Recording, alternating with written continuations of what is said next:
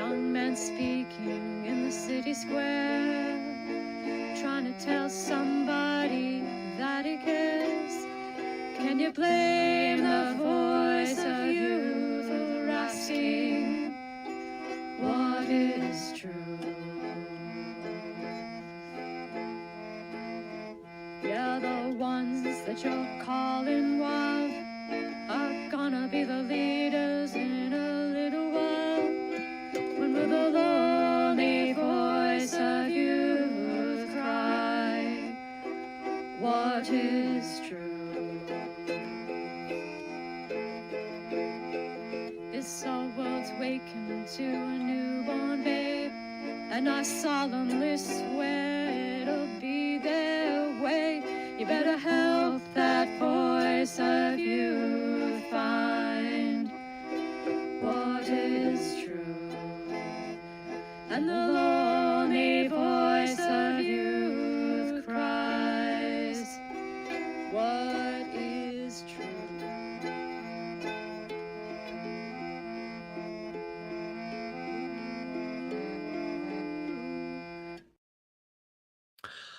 All right, we are back, and it is interesting times indeed. I know we just got done with a quote presidential debate. Uh, we're not going to go into detail about that, but certainly that's affecting what we're going to talk about. So we got our Sam Pal, because of course we do, and we've got our Muppet Cup, which everybody should have one, right? And I got some jelly babies today, so that's good. I have lots of jelly babies in the house. It's lovely, lovely time. And I've got some table rock tea. I've got the winter tea here. We're gonna let it steep longer because it just came out, so it'll need more time. But yeah, it's good stuff. There's so many things going on. Sargon of Akkad did a video today, sort of dissecting Hollywood. Was not great, unfortunately. I think a lot of people are reaching a limit of what their models can tell you about the world, and they're all kind of losing it. So, everyone's models are broken, right? And so, we're Muppets in the storm. Like, we're in a storm, and we're just Muppets in that storm, and there's not much, ultimately that we can do, right? Where we're trapped in this milieu. And maybe we don't want to be trapped in the milieu, but that there's things going on around us. And I tweeted out today earlier. I did a couple tweets today, but like I tweeted out, like, the age of gnosis is sort of coming to a quick close here. And there's lots of ways to read that, and like someday I'll be able to sit down and write about it. But the new age that's dawning in the wake of the age of gnosis is basically, the age of reckoning. And then that's it's the reckoning time. Like, it's coming real quick. And it usually happens when the scales fall from the eyes. And what you're experiencing right now, or one of the things you're experiencing right now, I'll go into more detail on this later, but one of the things you're experiencing right now is people are having the scales removed from their eyes, right? The scales are falling from their eyes, and then you're seeing that, but you're not like, not everybody, right? It's not a universal, right? And the people who don't have scales falling from their eyes, well, that has to be dealt with, and that's where the reckoning happens. And the reckoning, like everything else, always goes too far, for sure. But and I don't want to make, again, I want to make a prediction on when, but likely soon. The age of gnosis is going to fade, and the age of reckoning will begin. So it's good to know. There's not much you can do about it, by the way. It's way too late for that. Like, we're years too late for any sort of intervention or prevention or softening. That's not going to happen. So again, look, we're Muppets in the storm. We're being battered around in the storm, and the storm is going to get worse before it gets better. And it's a storm. I don't know what it's going to do. We can't really predict a storm very well. And this sort of came up for me. I mean, lots of things came up. I'm not gonna attempt to string these together too carefully because hopefully you'll see it. Right, you'll see the patterns. So the whole idea of what we're entering into and what it means and all that has been, obviously brewing for a while. But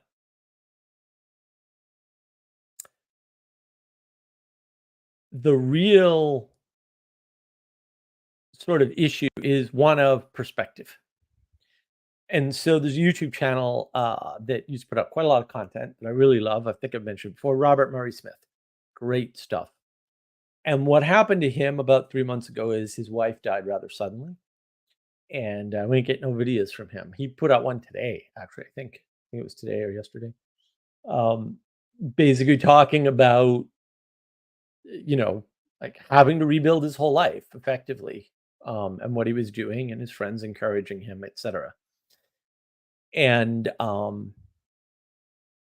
obviously very sad, right? Like there's no happiness here.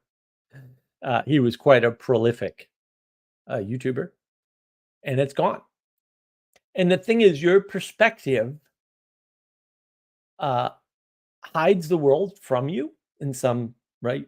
Perspective is privileging certain things over other things, right? There's costs, trade-offs.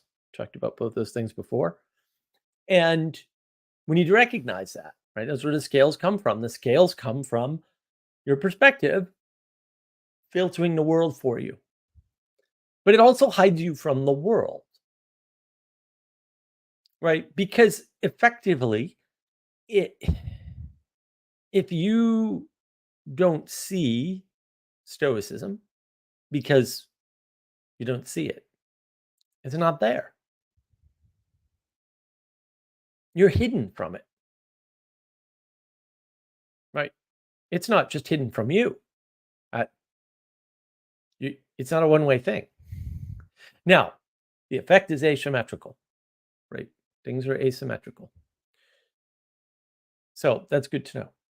It's good to watch out for.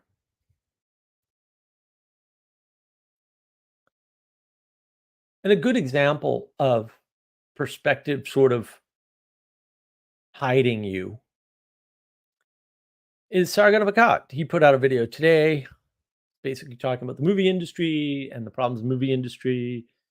And he's blaming a number of factors for, we'll say, the problems of the movie industry. He's using a lot of Critical Drinker stuff. Of course, that's how I found him. Sorry, my God said, watch Critical Drinker. Okay, it's not hard.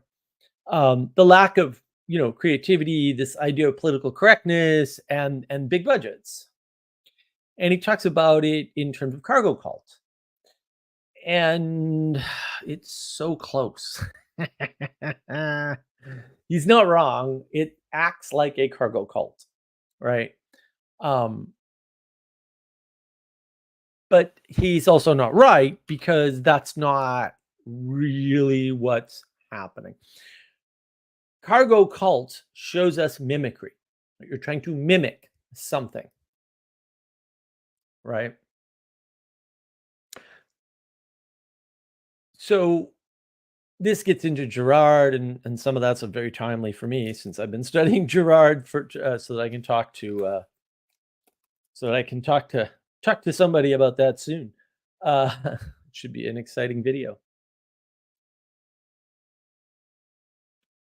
So cargo cult's an example of mimicry, and mimicry is not bad. We need mimicry. It's not going away, right? It's one of these things that aren't going away.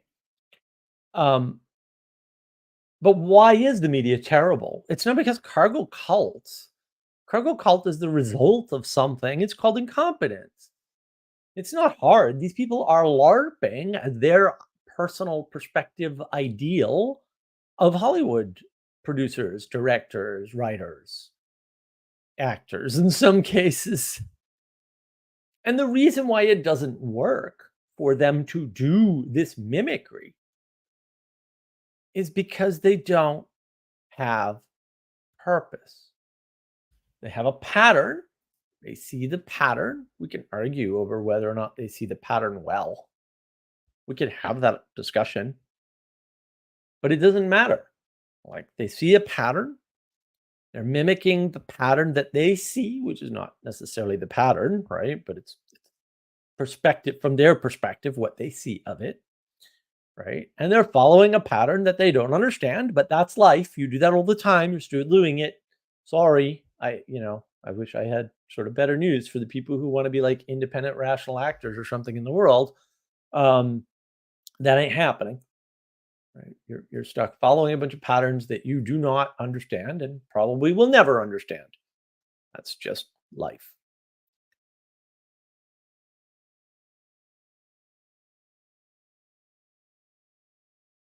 But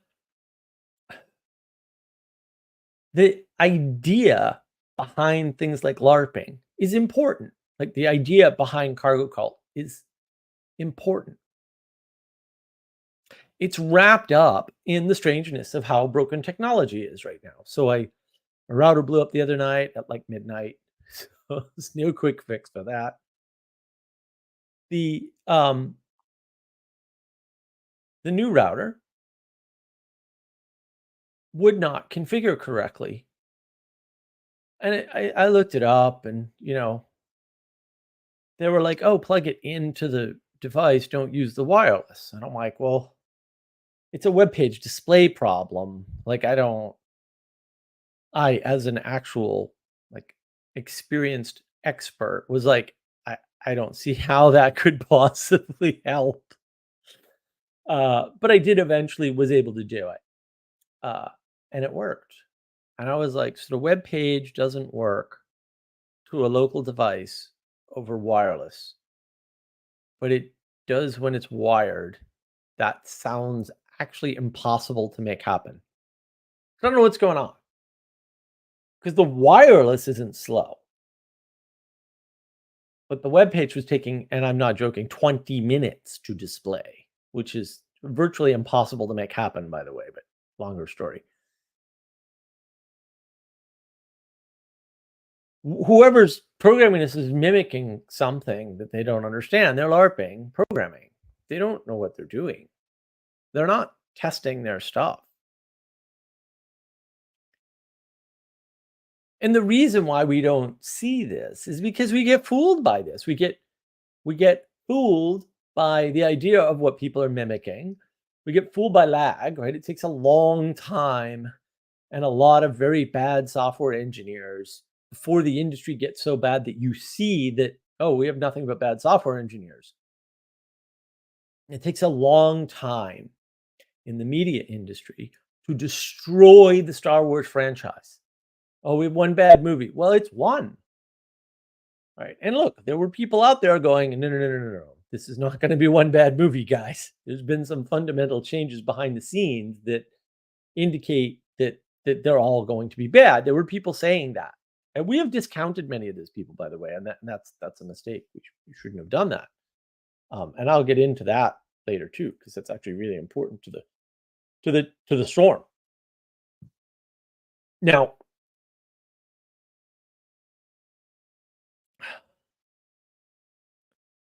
we have a very sloppy definition of works.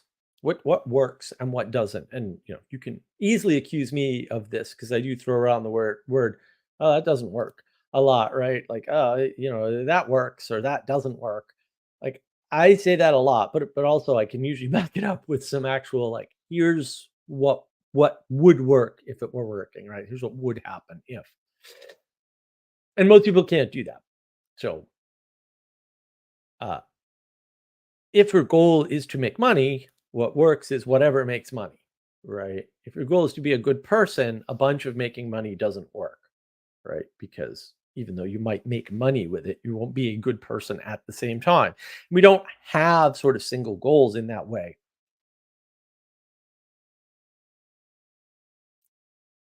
And the thing that's, causing a lot of this storm, this chaos that's coming, or here really, is meme culture and the speed of technology and the flattening of the world. And you can take an ordered system and turn it into chaos just by changing the clock on it. And here's the irony, right? How do I know that? Because I'm a technologist, and you can do that with technology. You can simulate what that looks like. Um, and and that's happening, right? But so much more is happening too, right? Uh, a lot of people don't understand simple concepts. They've been brought into a world and shown things that they're not ready to see. But they haven't been shown the pillars upon which those ideas function properly. So, for example, again, there's a lot of people throw around the term LARPing. What the hell is LARPing? LARPing is a type of gaming. It's a game. So what you're saying is this person isn't really doing the thing, right? That's what LARPing is. They're playing a game, right? They're doing the thing as if it's a game. That's another way to think about LARPing. That is true.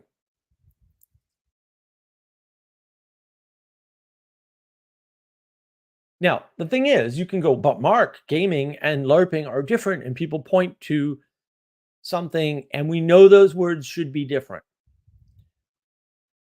And I would say, oh, okay, maybe.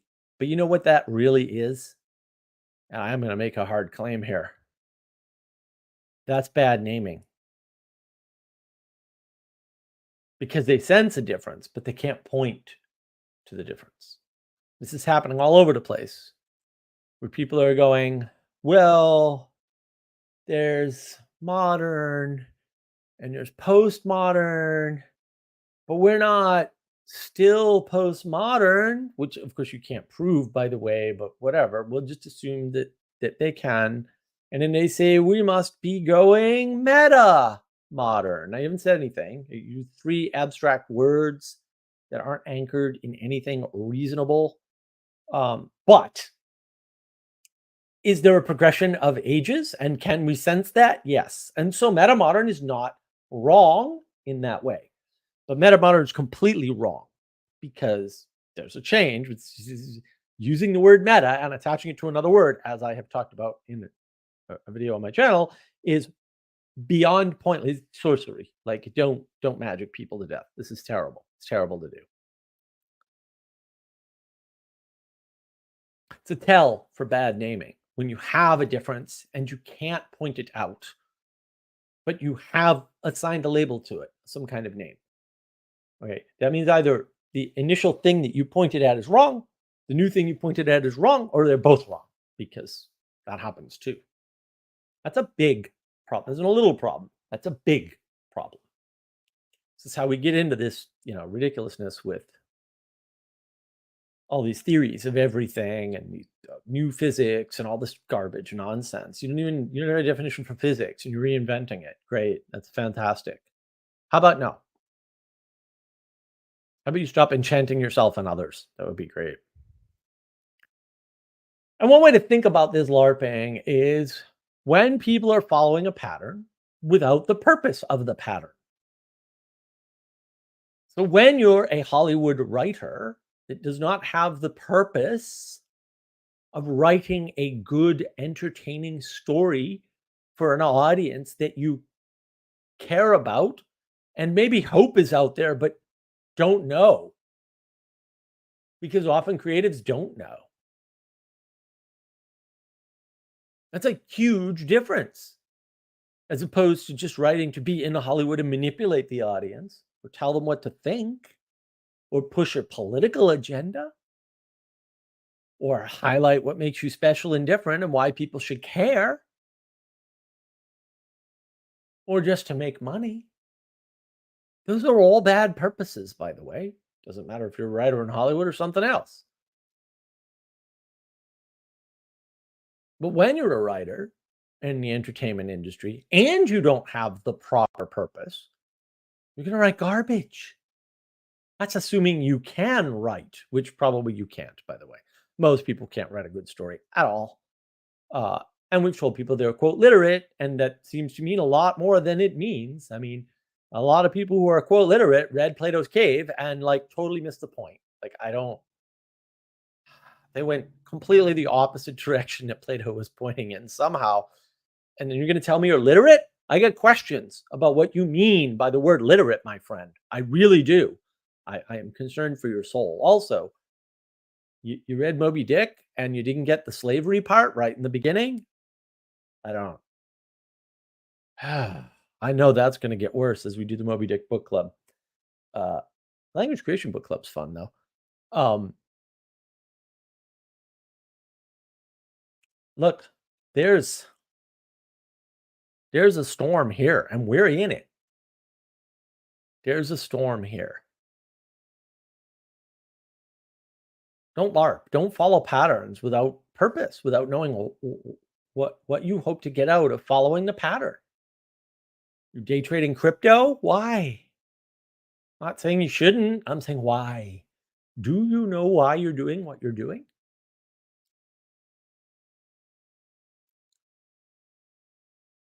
LARPing at not being assassinated?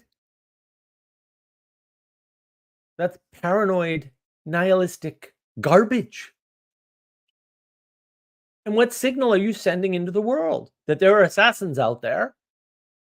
Oh, no, it's a joke. People know it. No, people do not know it's a joke. People are retarded. Sorry, you're a Muppet.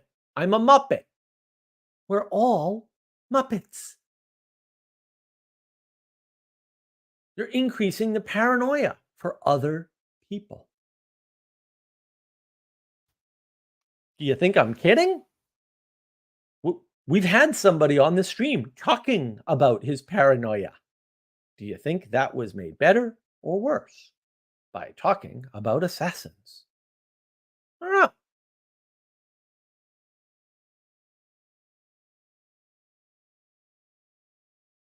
And we're LARPing justice.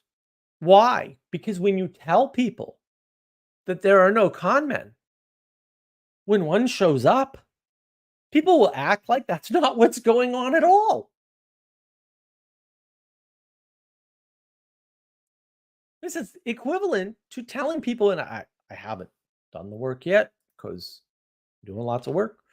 But like this whole thing about Plato and Socrates saying people only do things for their perceived good.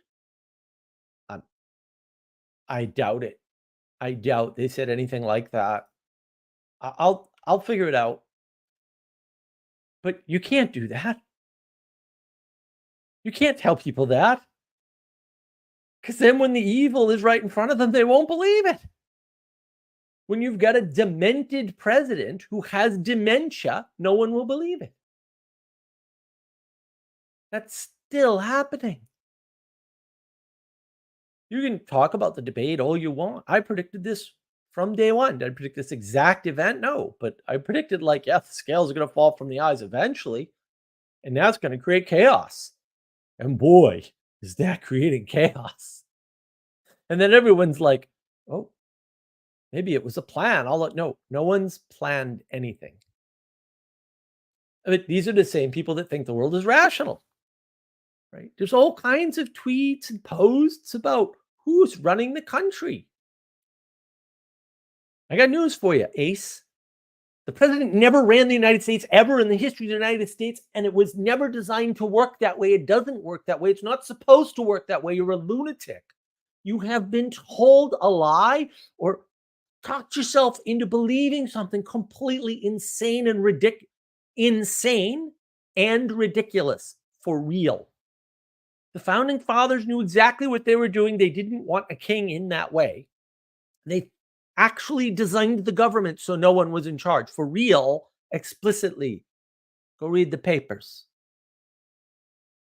If you were somehow psyoped into believing it ever worked, ever could work, ever was going to work, or ever should work that way, that's on you. What is going on? president in charge. Yeah, and if there's a war and we need to be in one or something, yeah, we're screwed because that's when the president should have some latitude to become a partial dictator because that's how the government is set up to work. Not right now, though. Not normally. It's only under extraordinary circumstances. And yeah, we're about to hit extraordinary circumstances. But also, where did you learn your US government, dude? What's going on? How did you get there? And how do I get you out? Like, wow, talk about scales not falling from the eyes. Oh, we know we have a president with dementia. Who's running the country? You traded one set of blindfolds for another. You can kind of see it as progress, I guess, but it's not. They've gotten worse, not better.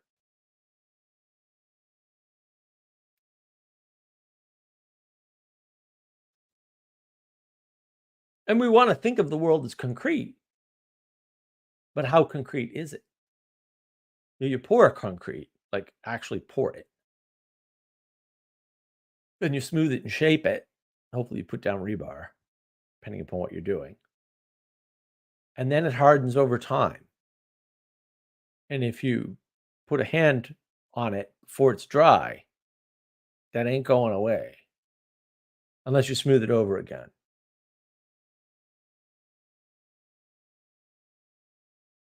And what is the abstract? It's not the concrete. Fair enough. How abstract is it?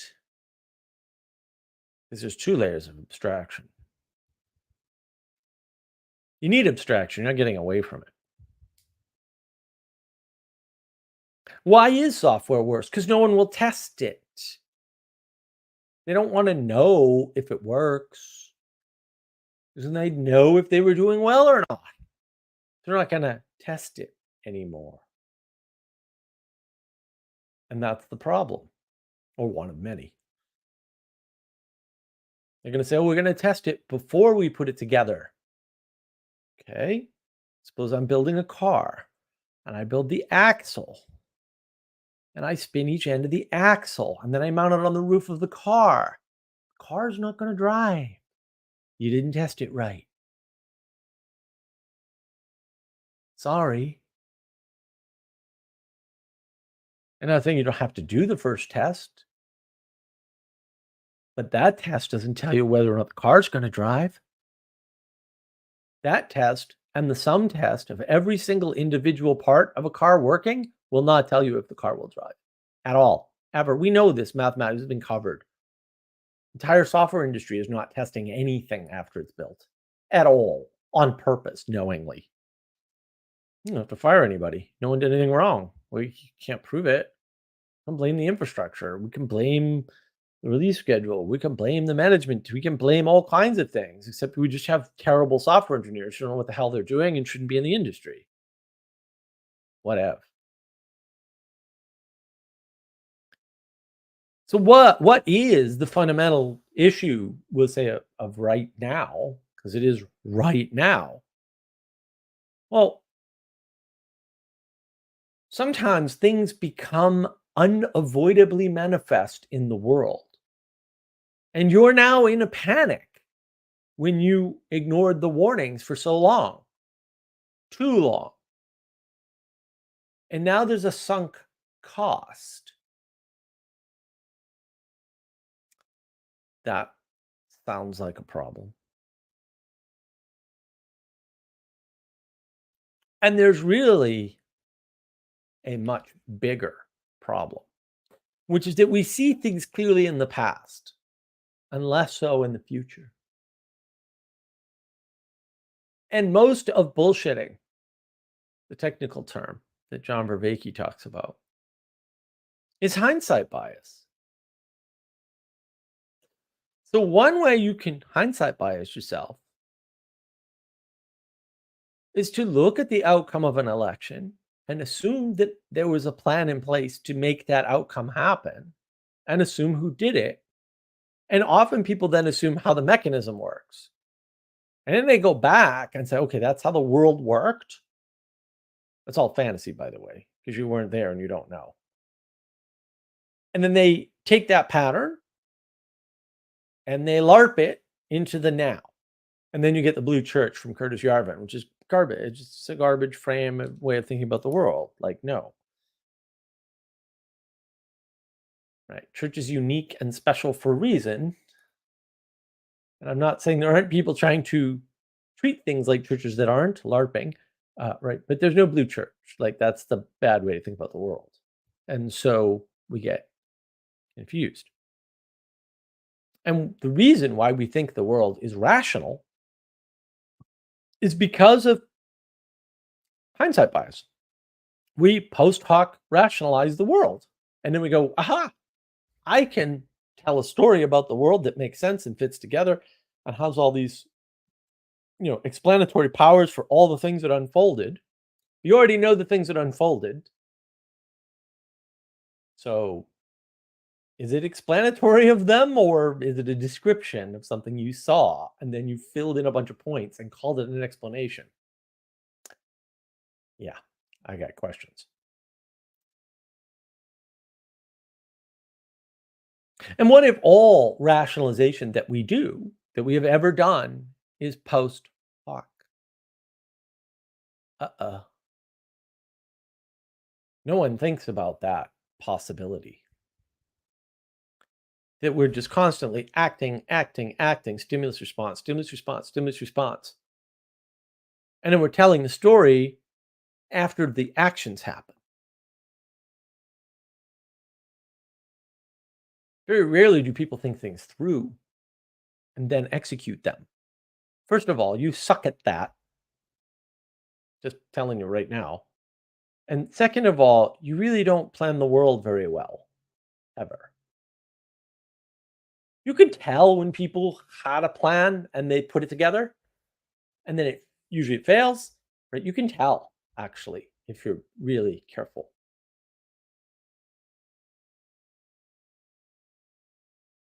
But that's not what's going on. We're not sitting around planning the world in that way. We're just not. We're not capable of doing such a silly thing. We're just not. But we think we are. We think we're rational creatures for some reason. But we're not.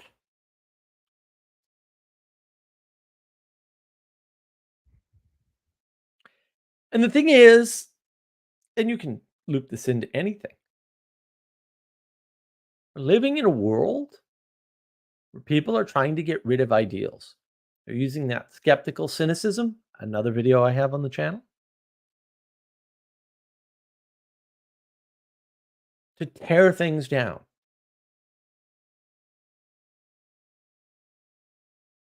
And the thing about that is that when you remove ideals, you remove judgment. And so you can say, well, I don't judge people. Well, you have no ideals. Or at least you're pretending not to. You're LARPing, having no ideals. But that destroys the world. Just spoiler alert. And look, if there's no ideals, there's no judgment, you aren't so bad. Whatever you've done, it's not so bad. There's no ideals, so there's nothing to compare yourself with. The relativism doesn't bother you at all. I mean, you still have to get rid of the relativism, right? Or at least the judgment of the relativism, which means you have to flatten the world. You have to make everything equal. Equality doctrine confirmed. The reason why people are taking pot shots at ideals is to flatten the world. They want to get everything nice and flat. So the relativistic system that they're using to think about the world won't judge them either. Brilliant strategy. Also evil, but I'm still a no on evil, by the way. But it's a brilliant strategy. And these things are interconnected, right? You can go after equality doctrine. That's going to remove judgment for you. And the ideals can't exist because then we're not equal, right? You can go at it from that angle, right? You can go at it from the other angle. Well, I don't want to judge, and therefore, right? Well, that's going to do it. Or you can just say the world is relative. That'll also do it. All three of these things lead to reciprocally narrowing in on themselves and narrowing you in on a flat world, a single perspective, flat world. And then when you go looking for rationality, it's never in you or it's only in you.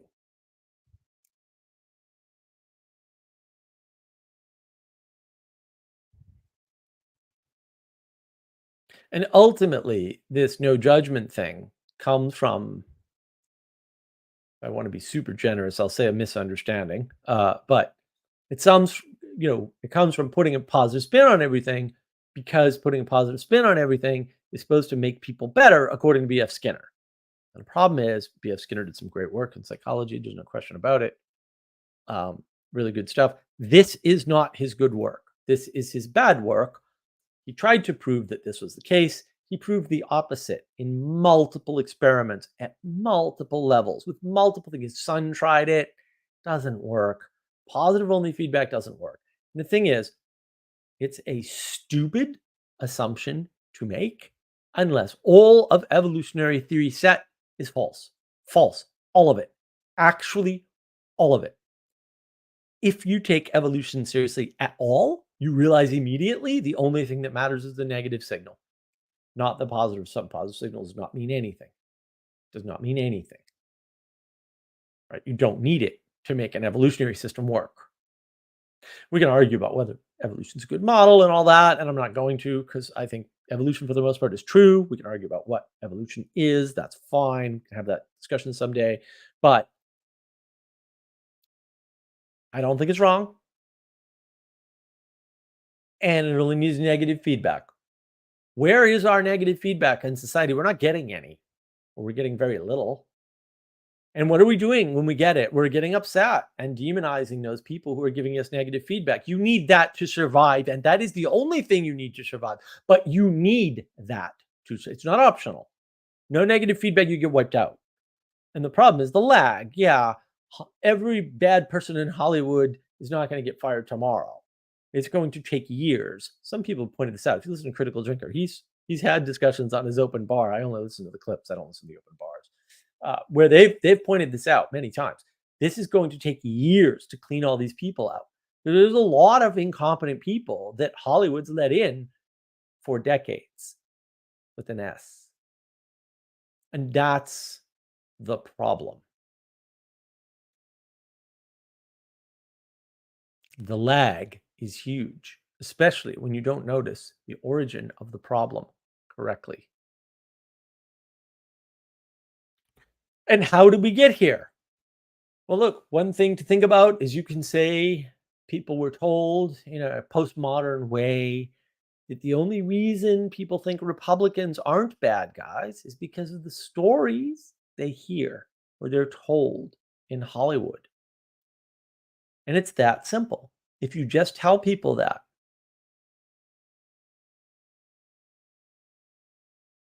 that's all you have to do. They will act as if, oh, we just need to change the narrative. And those bad Republicans will vote Democrat once they see the truth. But this isn't true. The stories have to match reality and point to ideals. Otherwise, they won't hold over time. You can put all the flashy fight scenes, all the laser blasts, all the beautiful backgrounds and landscapes, and all the clever lines and all the jokes in the world in your movie or in your book, but it's not going to last. I remember watching the movie Superbad. You ever seen the movie Superbad? First time I watched the movie Superbad, I thought this has got to be the funniest movie that could ever possibly exist. I tried to watch the movie Superbad again, and then I realized PSYOP confirmed. Superbad's not that good. It's not funny the second time around at all. And it's not because you know the jokes are coming. It's something else. Interesting. Interesting. Time and place? Maybe. Set and setting? Maybe. Probably something more. Not mere novelty, although there's a lot of novelty in there because who tells jokes like that? No one before they did it.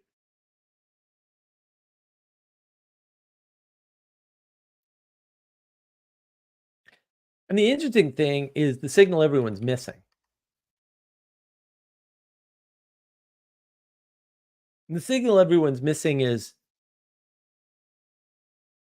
Hollywood's been hijacked, right? And we have all these stories of children saving the world. The children are the smart ones. They're beating the system. They're in charge. Everyone else is a buffoon. Now, that pattern started a very, very long time ago in TV and movies. It's been going on for a very long time. If you missed it, that's your fault. Why are the children saving the world in these stories? Why is it the world?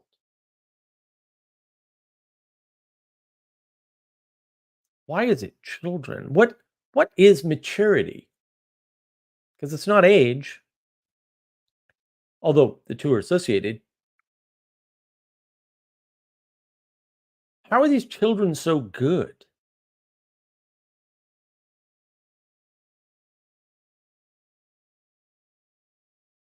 And why are they good? Like, what makes them good?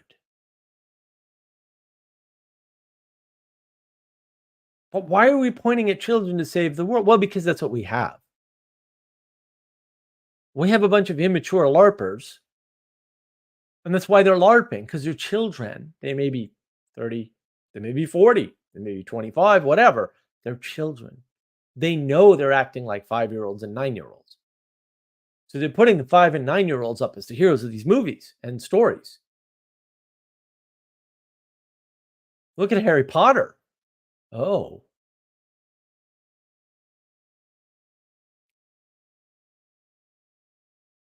that's a problem. Why? They know they're not ready. They know they need to be. It's all age of gnosis. The kids are just smart, typically. They're not strong in that way. They're not powerful in that way. It's usually just smart.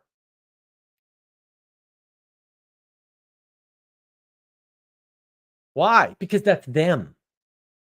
They know the world's in trouble. And they know that basically, as the intro song says, like they're inheriting this world one way or the other, because it turns out that the older you get, the more likely you are to die. And that's a problem. And if it's not knowledge, because that's all they have, they don't have any experience, they don't have any struggle to look back on, they're not good with suffering, they don't know how to adjust, how to be criticized, how to take critique and turn it into a positive. No such thing as negative critique. It's just critique. It's how you take it and what you do with it.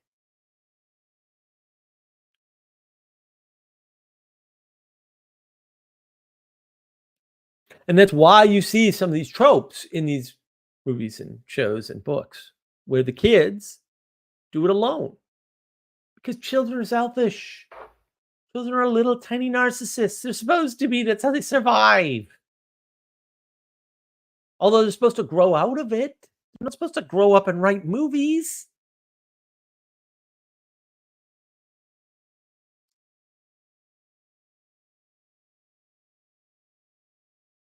And what are these Hollywood people doing? Like lots of people, they're rushing around so that you never see them. At least not clearly. And then they get upset when no one knows who they are. Well, dude, why don't you stand still for a few minutes? But it's worse, really. They rush around to create an image of themselves, to control how they are related to, which, by the way, doesn't typically work. And then, of course, as I pointed out, they get upset at the loss of intimacy. The intimacy crisis is your fault. Can't blame anyone else. You have to get out there and do the uncomfortable thing, the struggle. Just tell you a story of my struggle from last night. We went out after a event, and there was somebody there who's clearly struggling over Brexit. He was from Edinburgh, Scotland, and he got very emotional. And I was sitting right across from him, like, whoa, sitting there in my head going, calm down, dude. It's okay. You're here now. Like, you live in America. Brexit's not, who cares? And the irony was, he was very perturbed. I don't think anybody brought it up except him. He said, oh, the leftist media in Britain told everybody Brexit was a good thing. I was like, all right, boy, that's quite the opposite experience I had. Right? And they just told them all these lies and played on their emotions. And here he is slamming his fist on the table. And I'm like, well, that's a little weird thing to say, that everyone else is being moved by their emotions when you're slamming your fist on the table and basically swearing about this issue. Like, I don't know what the scales are not falling from his eyes anytime soon.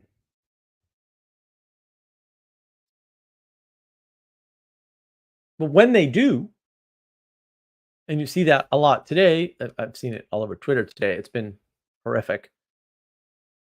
The problem is not that you've been lied to. That's not the problem. I'm not saying that didn't happen, right?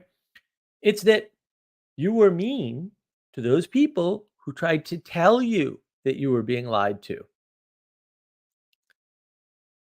And you're still not giving them the credit they deserve for being right and trying to help you and make you better. That's the problem.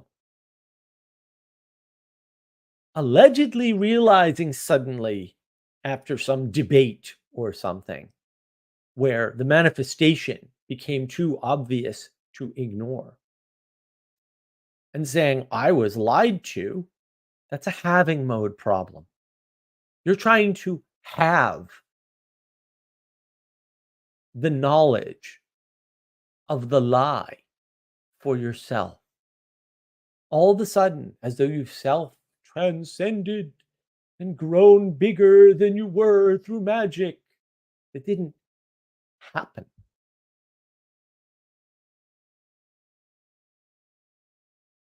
You didn't have that experience. What happened was the scales fell from your eyes through some force outside of yourself. And the obviousness of reality has objected to your subjective experience. You didn't learn anything. And it's a little too late in the game. And for you to now not give credit to the people who warned you, that's a tell. That's an important tell. That they still have scales on their eyes, that they're still narcissists, and that they're not any better. They haven't improved. And some of them have, for sure. But not the ones that aren't acknowledging, oh, they told me this years ago. Oh, this is a problem 2 decades ago.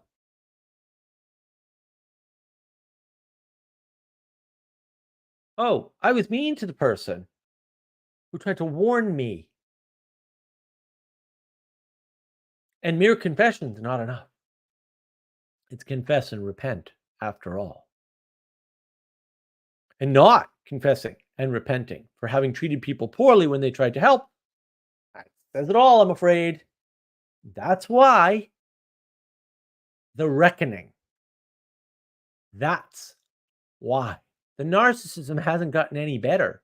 You can drop some scales from the eyes all you want, but without the action and first the acknowledgement, got to acknowledge, oh, I was a fool. Oh, I was told. Oh, I handled that poorly. It doesn't have to be a public confession. Then you have to repent. You need the action. It doesn't have to be a direct action. You don't have to give all your money to all the people you screwed over or were mean to and then go live in a monastery, although that is an option. But you also can't do nothing. Because without the experience, you didn't learn. You think you read a book and learned something? You're wrong. That never happened to you ever, and it never can happen to you ever. Sorry. Experience. You have to participate to learn. There's no other way. Welcome to the end of the Age of Gnosis, which brings in the Age of Reckoning. It's coming. It's coming. And we don't realize how poor our perspective is. We don't realize how poorly we see the world. Let me tell you a story. 1,000,000 years ago, when the dinosaurs ruled the earth, very good friend of mine, genius, absolute freaking genius, was visiting the hippie house that I used to live in with those dirty, smelly hippies that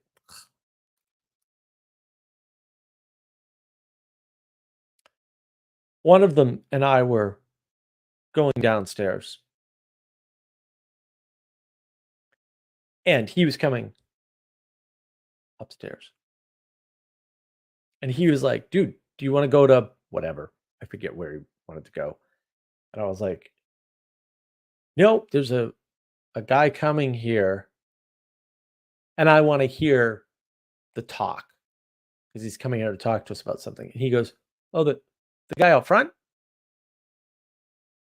And the dirty, smelly hippie guy's like, yeah, that's him. He goes, oh, he's just an Amway salesman. And I was like, what? What? And he goes, yeah, he's an Amway salesman. You should come with me. And I was like, no, I want to, I don't, like, I didn't believe him. I was like, how do you know that?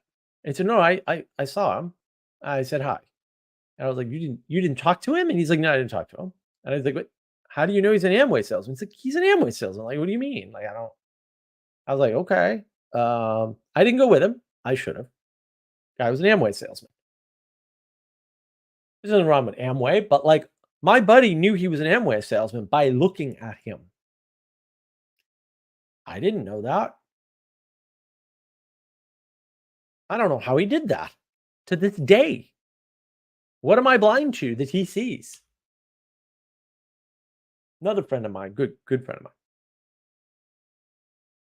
walking down the street on Cape Cod a few years ago, probably 6, 7 years ago. And there were two girls coming the other way. We were in High Hat. It's a rather upscale place.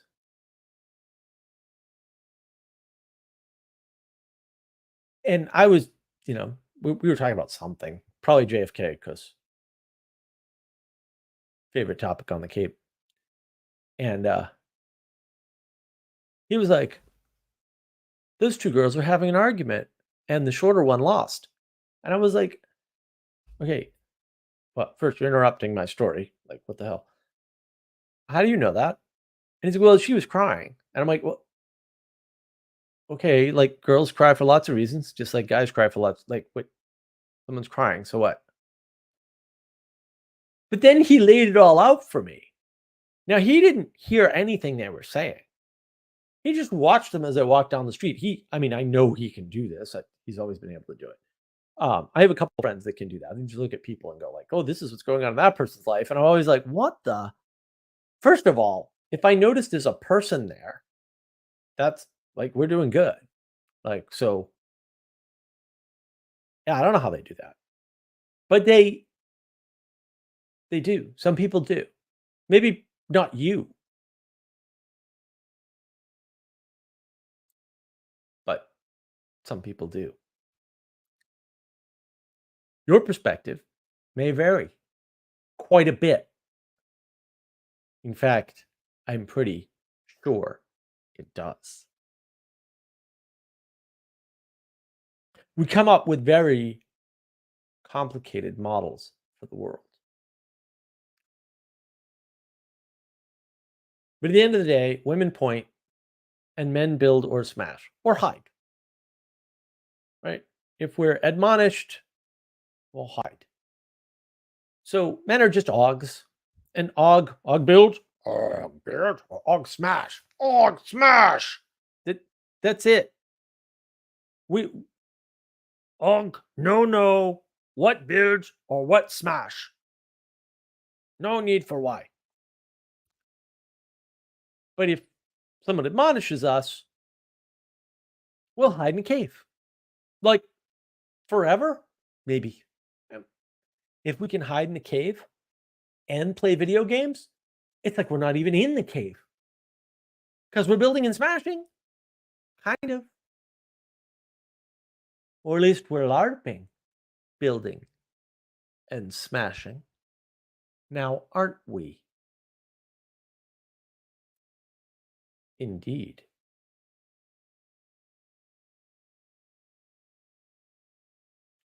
Just FYI. That's why women point. Because Og doesn't know what the hell to do or why he's doing it. This is what it is. Ogs are powerful. But she who points is precious. And we need them both. And they're different. And that's good. If they were the same, evolution wouldn't work, by the by.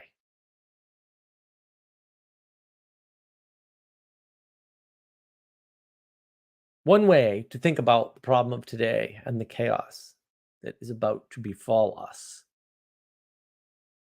or likely that we're already living in, is the loss of the archetype of the divine feminine. Now, this is supposed to be hidden and pointed at, not overt. Women need to be precious, not powerful. Whether they can or not is not relevant to the argument. Or the world, or reality, or that which objects to your subjective experience. And that is to say, there are a lot of people out there who are beauty first, or beauty will save the world. Beauty is always represented in the feminine. They want their mommies. You can be upset that I'm oversimplifying something. I am not. The wisdom first people. Wisdom will save, they want their mommies. Wisdom is always represented by a woman. They are usually explicit about this. Sophia is a female. Blah, blah, blah, blah, blah. They're trying to channel the divine feminine as a solution to the problem of the world, and they don't even realize it. And fair enough. You don't know what you're up to. Jordan Peterson says so. I believe him. The Peterson sphere is real.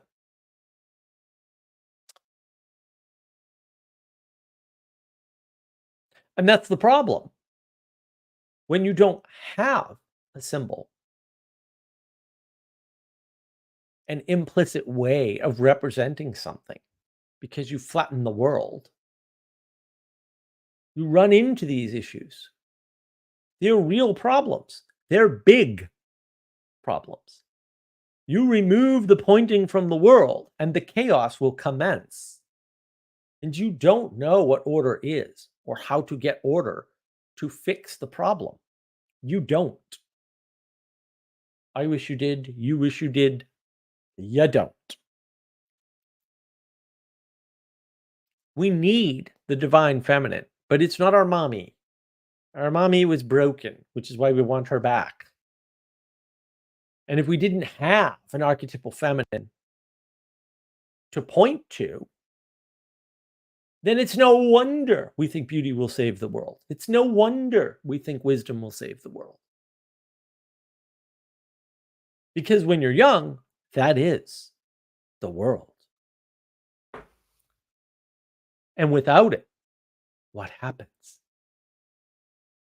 Chaos. The age of reckoning. And now I shall catch up on these clever comments. So, Father Eric, if Sarah hadn't gotten extremely ill, she was going to try to record that at my request, but we were not able. I figured you'd get it. It took her a while. Ixnon. It's time to play the music. It's time to light the lights. It's time to meet the Muppets in the Muppet Storm tonight. I love it. I'm all in.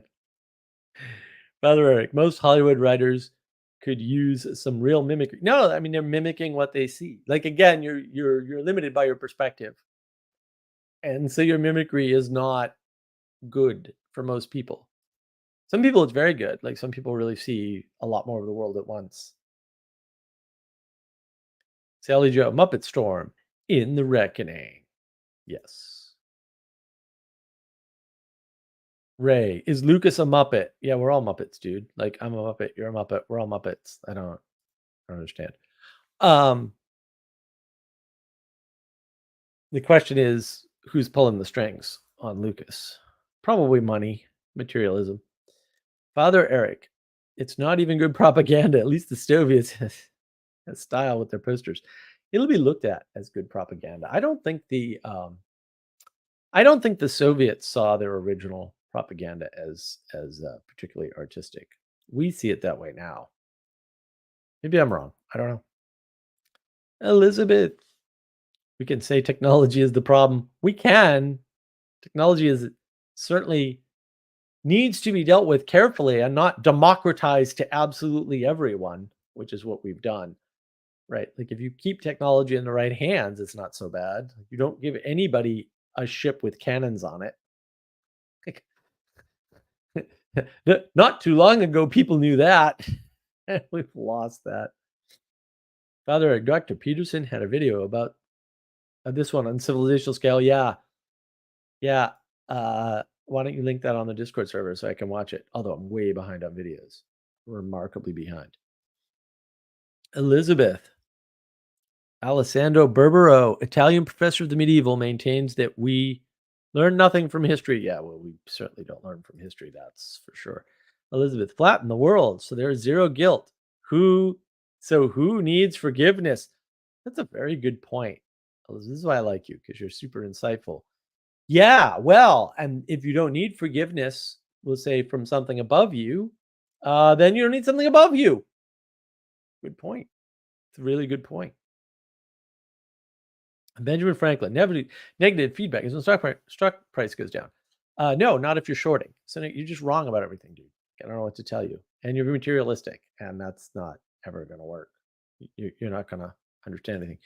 Most people don't have portfolios, dude. So that can't be the motivation for most people. That's another problem. Save America for your gibberish. Complete gibberish. Father Eric, BAC. I don't know what BAC is. Sorry. I know I saw it when you wrote it, but I didn't connect it to what I was saying. So Father Eric insists that when he was 16, he was even dumber than he is now. Well, that's a good admission.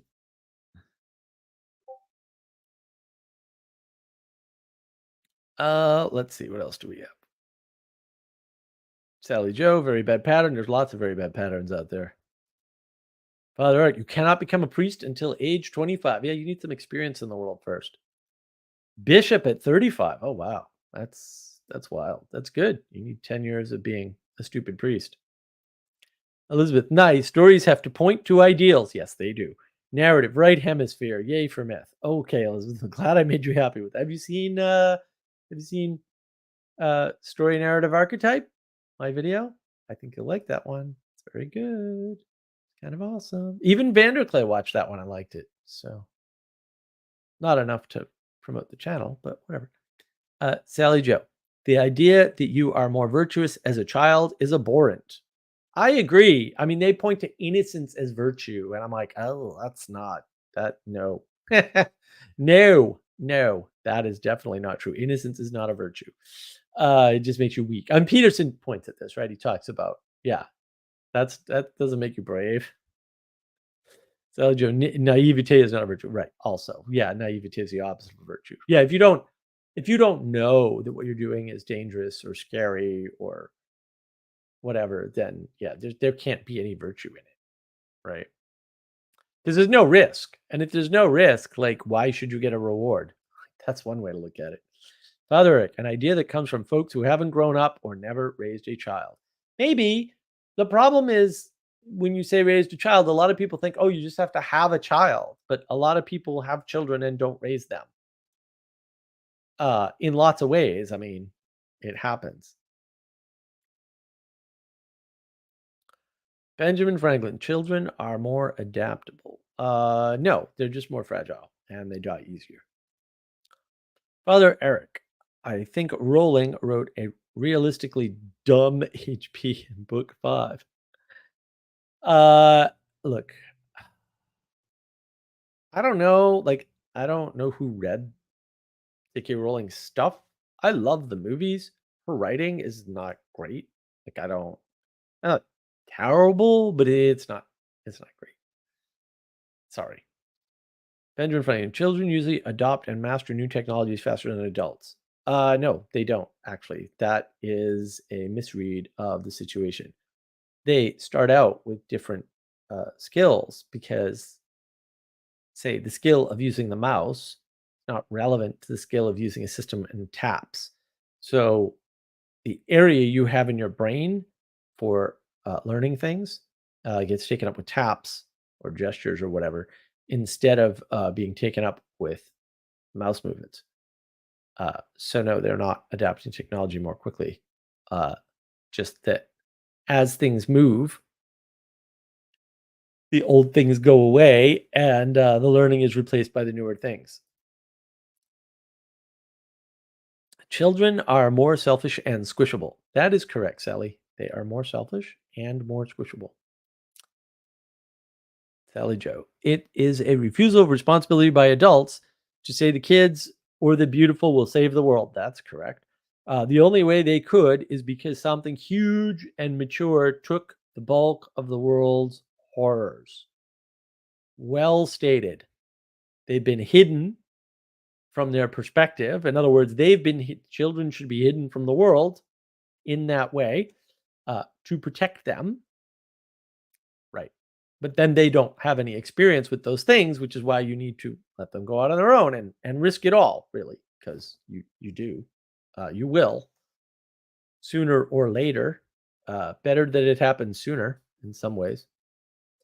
Benjamin Franklin, speaking of Hollywood and children, I recently saw the trailer for that new children's movie, The Wild Robot.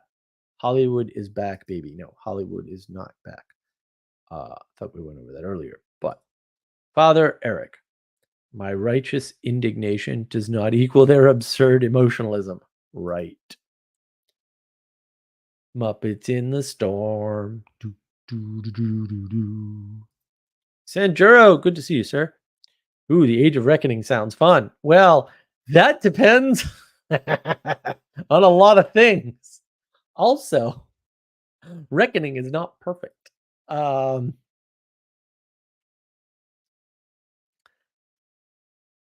Eric, is Amway salesman a euphemism or something? No, Amway was the first multi-level marketing thing. It's still around, actually. It's not horrible, but it's also you're constantly selling to your friends. And they're useful things. Like it's a wholesale club, but spread person to person. It's not a bad model, but it's also not a multi-level marketing scam at all, but also looks like one. So that's the problem. It's very sales heavy. So Ixnay, the Age of Reckoning. Yeah, well, there's going to be a lot of wreckage from the Age of Reckoning. That's for sure. Og game. Og has 2 G's. Come on, father. Really? Did they teach you nothing in priest school? I mean, nothing. It's a crying shame. So look, that is my monologue. Feel free to jump in and join me if you wish, and we can talk about any of that or other things. Entirely up to you.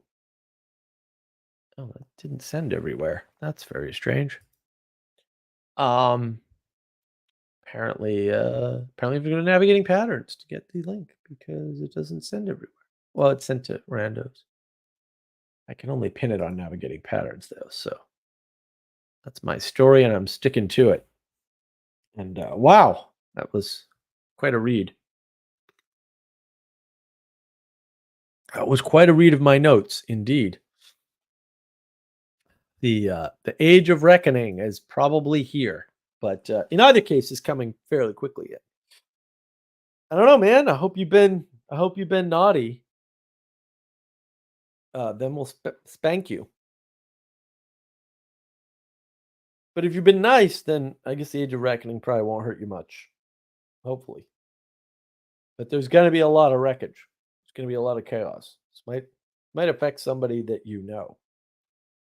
But yeah, if you haven't been nice, Age of Reckoning is not going to be nice to you, as my suspicion.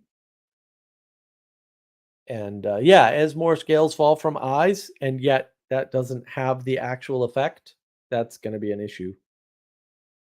That's going to be a big issue. A lot of people are, I've been lied to. Like it's about you. It's not about you. Nobody said, I'm going to lie to whatever your name is today. That never happened. No one knows who you are. No one cares. Really important. Yeah, I mean, confess and repent, man. The time is now because things are going to get a lot worse, a lot faster than you think. And with all these people doing nothing, and that is the problem. A lot of people are still doing nothing. Like, oh my God, no one's steering the ship of the country. Okay, are you going to do something about that? Or are you just going to panic? A little selfish to do nothing but panic if you actually believe the whole country is like that. I don't know. And look, if they lied to you about that, whatever that is, what else did they lie to you? No one considers that. They just consider their victimization and having been lied to. Then they have their victim status. That seems to be their whole shtick. And it's like, I don't know, bro. Like, isn't there something more important going on? Maybe a little more important than you and having been lied to? Could be. Oh, here he is. The man, the myth, the legend. Welcome, Father. Hey, sorry, I had to go put on a clerical shirt so Jacob doesn't yell at me.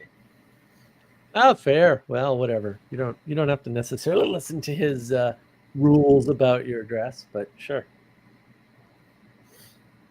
I'm a little heartbroken to hear that we didn't get Muppets in the Storm performed, but if you need help rewriting the lyrics, I will. Yeah, it was considered. Believe me. There were discussions about what additional equipment we might need here to do this because Sarah is a classically trained pianist and she has keyboards and stuff. They're in the living room. They're all set up. They're ready to go. So there was a theoretical possibility that maybe with a quick trip to the store and one or two pieces of things that we might not have, that we could have gotten that done. But yeah.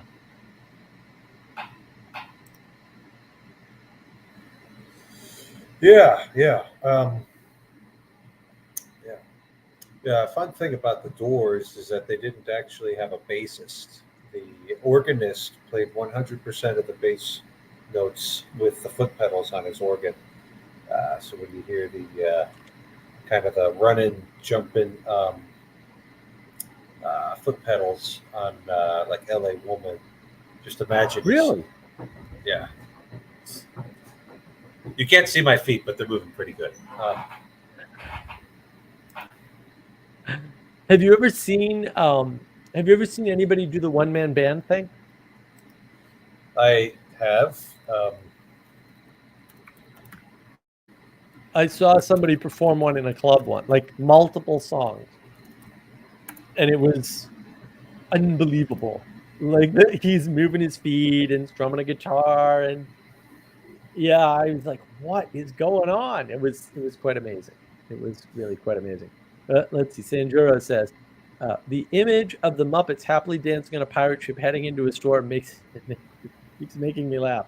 Well, hey man, um, we can make that happen. I'm Yeah, sure I was there's a thinking, clip from Muppet Treasure Island that we can maybe utilize. Yeah, I'll animate it. I'll animate some drawings or something. We'll get it done, and we'll get the yeah. song done. It'll be fun. But yeah, I figured you'd figure it out, Father. But it went into my head immediately. I was like, oh yeah, it's perfect. Yeah, It's absolutely perfect. yeah. Muppets Treasure Island. That one is. You know, they made some good Muppet movies, and then they also made a lot of kind of crappy ones. Well, that So was the time of experimentation in film in particular, and people don't realize that. They're like, oh, this is really good and they're really bad. And it's like, well, yeah, but they were experimenting, and that's what happens is you don't know what works yet. But then they dialed it in and figured it out, and now they're gone. And the well, people we have are following these patterns that they don't understand, and that's part of the problem. Why don't you riff on that for a sec, Father? I'll I be right back. yeah, it's with the Muppets. I'm not sure that's what happened because the very first. I happen to be an expert on these things. The Muppet movie is a family classic of ours, and it's good, wholesome entertainment for the entire family right there. And it wasn't long after that that the Muppet movies kind of all went downhill. So it could be a case that the producers didn't really get what made the original Muppet movie so great.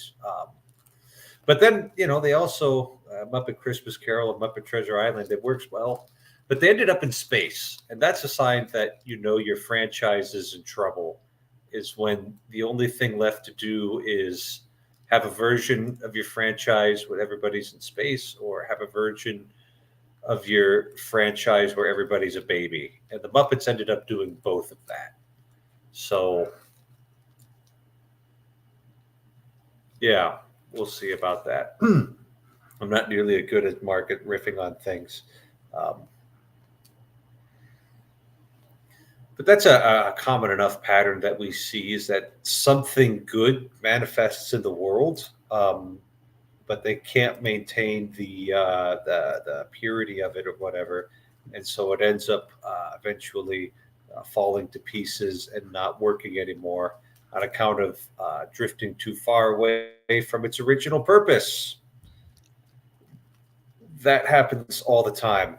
Uh-oh. True story, bro. True story indeed. There we go. I got things working today. Are you here to talk about the Muppets? No, I'm tired to talk about the freaking beauty will save the world idiots. That's what I'm here to talk about. All right, before we jump into Beauty Will Save the World idiots, because that's a good one. Yeah, I wanted to riff on what you said there, Father, for sure. Because Am I freezing? No? no, Okay. you're not freezing. You're fine. A lot of people don't realize there are towels in the world, like space.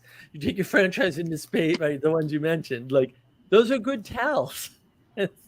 It's a good, like, what are they doing? They're changing set and setting. I was like, okay, and then they're trying to reenact the same pattern, but actually set and setting matter, and so it's patterns. Not all patterns work with all set and setting. That's the problem, and I think set and setting is actually related to this idea that beauty will save the world, right? Because they're just putting the beauty in a different place, what they see as the same beauty. And before I segue to that, though, I do want to, Josh, good to see you, Josh. You killed Dead Tom, the Muppet Treasure Island. That's a really good point. And what I think happens a lot is people don't realize that they aren't capable of doing the same, participating in the right pattern of making another good Muppet movie, making another good Friday the 13th movie, right? Because that was Jason X, he was in space, which is just like, oh yeah, that franchise is not doing well. The thing is that you never know. It's hard to tell when you're in the middle of it if anything's going to be good or not. Mm-hmm. Because you're so close to it that you can't really see it, which is why apparently Carrie Fisher was a highly sought after script editor in Hollywood. She's a fixer. Yeah, she was a fixer. She would come in, she would rip your script to pieces, and apparently, like I can't speak to the quality of her work, but like people wanted her to come in, and it's like, it's amazing to me that people aren't bringing in the Critical Drinker to do that, because I think he would be a brilliant script editor, but it takes a certain amount of humility to say, you know what, I can't make a good Friday the 13th movie. I can't make a good Muppet movie. I can't make a good Sonic game. I just need to do something else. And if they know they can't make a good one, and the problem is they don't seem to know. Like they're busy blaming the fans. I'm like, well, do you not understand the relationship here? Right? But they're playing out the pattern of write movie, right, get paycheck or something, and they're not understanding that no. The paycheck comes as a result of the value of the movie. The value comes as a result of the fans wanting it. The wanting comes as a result of the good story. And they don't understand all those other pieces. It's sort of like the everybody craps all over the second and third Matrix movies, which you must watch if you watch the first one every time, by the way. It's a total requirement. The reason why it went horribly wrong is because when the Matrix came up with a whole new special effect called bullet time. It's a very big deal in the industry, but it's huge. And everybody copied it afterwards. But people didn't understand at the time, especially the people making the movie, the Wachowskis, and the other people probably meddling with their reasonable storytelling, because actually their storytelling, it's wrong, but it's not horrible. I mean, it's not so bad. It's not engaging. Obviously, I love The Matrix, even though everything in it is horrifically wrong and possibly completely evil. The idea of more bullet time took over the second movie, right? And so they just extend. Like, in fact, like you could fix that movie with editing pretty easily, because really all you need to do is take the fight scenes, cut them in half. That would improve the second Matrix movie tremendously. Like, right, that one move. Yeah. They turned the Matrix into the Max Payne games. If you ever played those, it came out shortly after the Matrix did, and it had the bullet time mechanics, which is great for a first-person shooter, as long as it's implemented properly. A third-person shooter, excuse me. Where all the good Muppet movies based on novels? I don't know. Well, a lot of good movies are based on patterns that.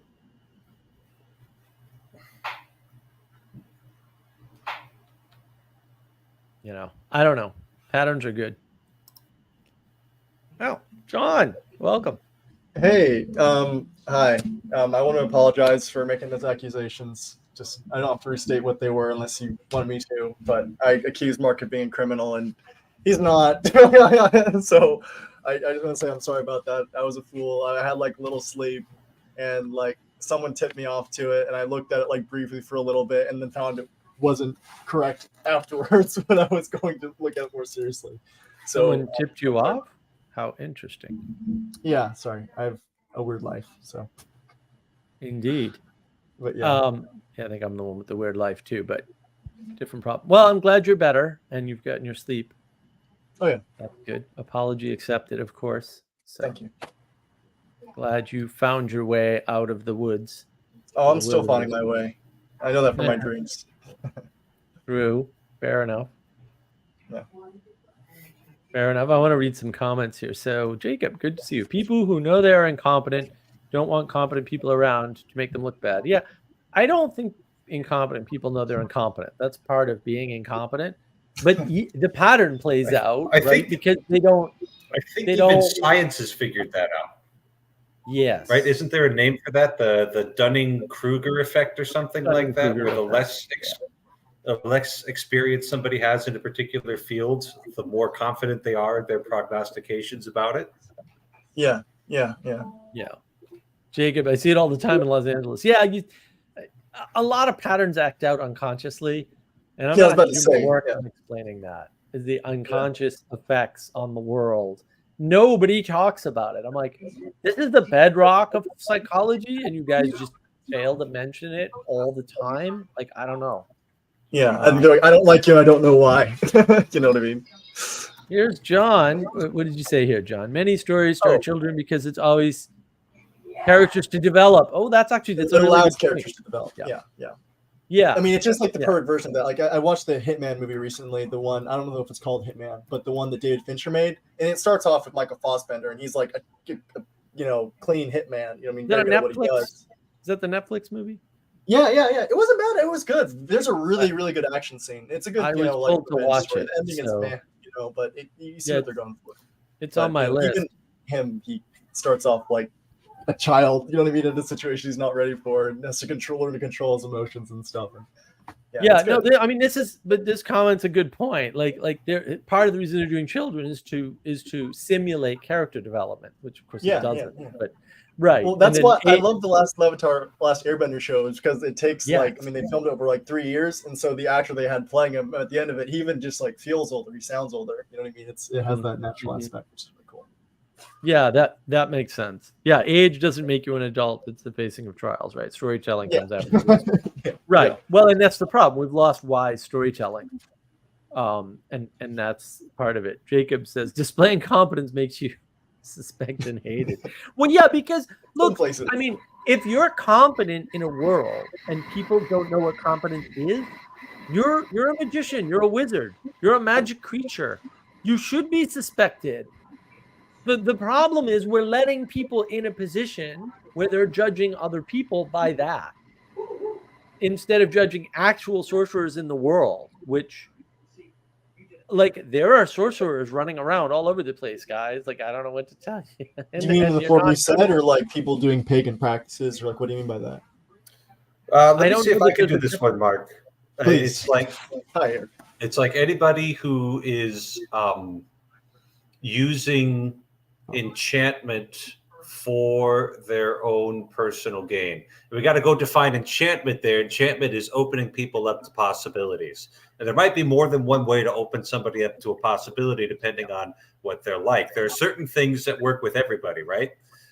Let me tell you the story about how I made hundreds of dollars day trading cryptocurrencies, right? And you could do that. You could do that kind of voice enchantment.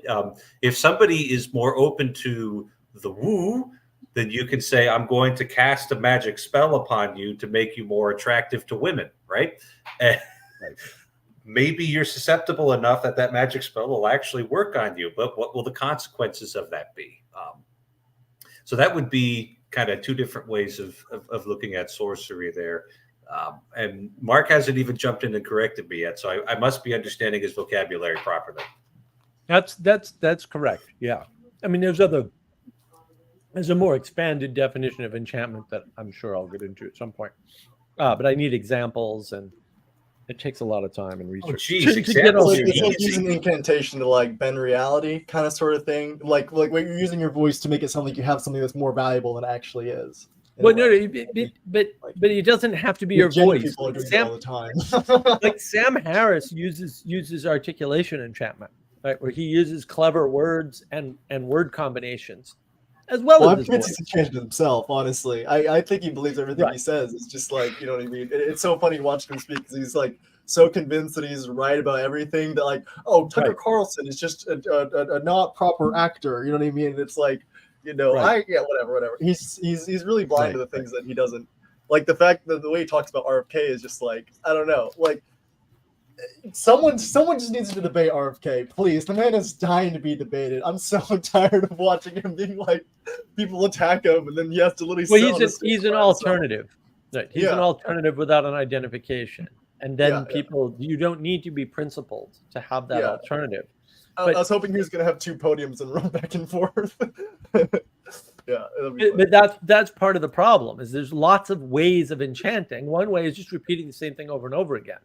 I mean, in some ways, certain types of branding are enchantment, and that's the problem. Is that an enchantment isn't necessarily bad. Like if you need this bottle, it'll give you ladies if you have my soap. Yeah. Well, but some types of enchantment are, look at that beautiful building, I want to go inside and worship. Okay, that's not bad. I think that's all good enchantment. Unfortunately, because it's an honestly beautiful building and it reflects what's actually there, and that's why I think it's like maybe you can. There's a difference there. I guess that's what the not bad aspect is. Depends on what's in the center of the building, but yeah. Well, the telos is that it leads to something higher. I mean, a beautiful building. Okay, I was imagining a church when you said a beautiful building. Sorry. So I guess maybe we're talking about just a normal. No, I was talking about a church explicitly. Oh, okay.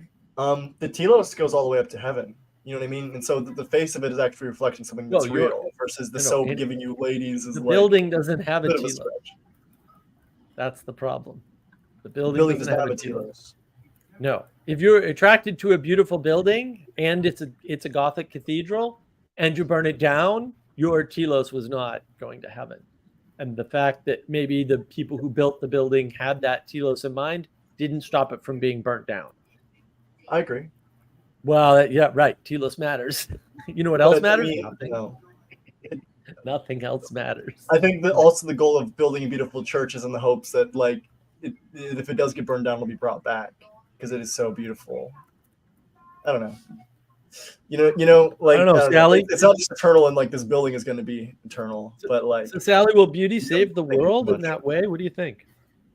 I mean, there's things that are. I mean, have you ever watched a thunderstorm roll in? Yeah. Because it's beautiful. It'll kill you.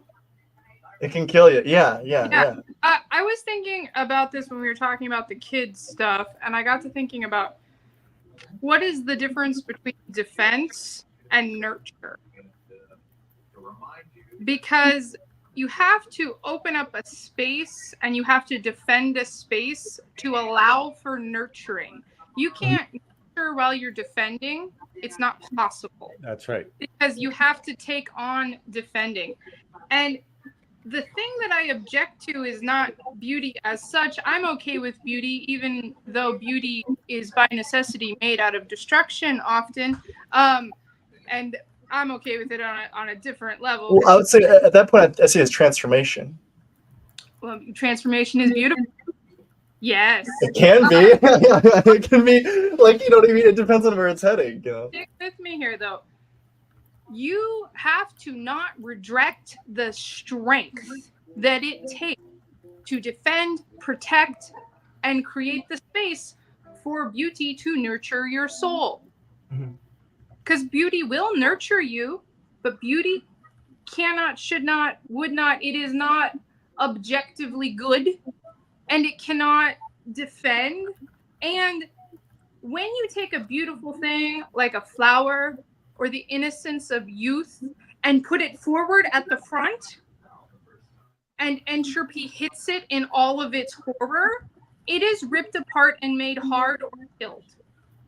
And this is often what's happening to women who are having to provide for themselves and provide for their own children, and it goes obscure and it becomes twisted and nobody likes it and everybody's annoyed with girl boss, which It's freaking annoying. But you can see why it happens, because you got to become hard. You got to become tough, because if there's nothing to leave space for you to nurture beauty and beauty to nurture you, what you gonna do? Yeah. And it's up to people to embrace strength. Embracing strength will allow beauty to nurture and allow beauty to be nurtured. Embracing strength and holding space. And I think that could save the world, but beauty by itself will just be destroyed. And you can't use beauty as a shield. That's gross and profane to even say that you. Well, and beauty is the thing that draws you to protect it. Right. Which is why I think traditional femininity is so upsetting. Yes. Oh yeah. Well, look, it's the postmodern power equality narrative, right? Like it's all supposed to be the same. Jacob, Right. Beauty is not good, right? Beauty reflects good and truth. Yeah, beauty reflects things that aren't good and true too, though. Yep. It is something other than good, but it is linked to the good. It's not linked to good. It's just absolutely not. You seen a panther?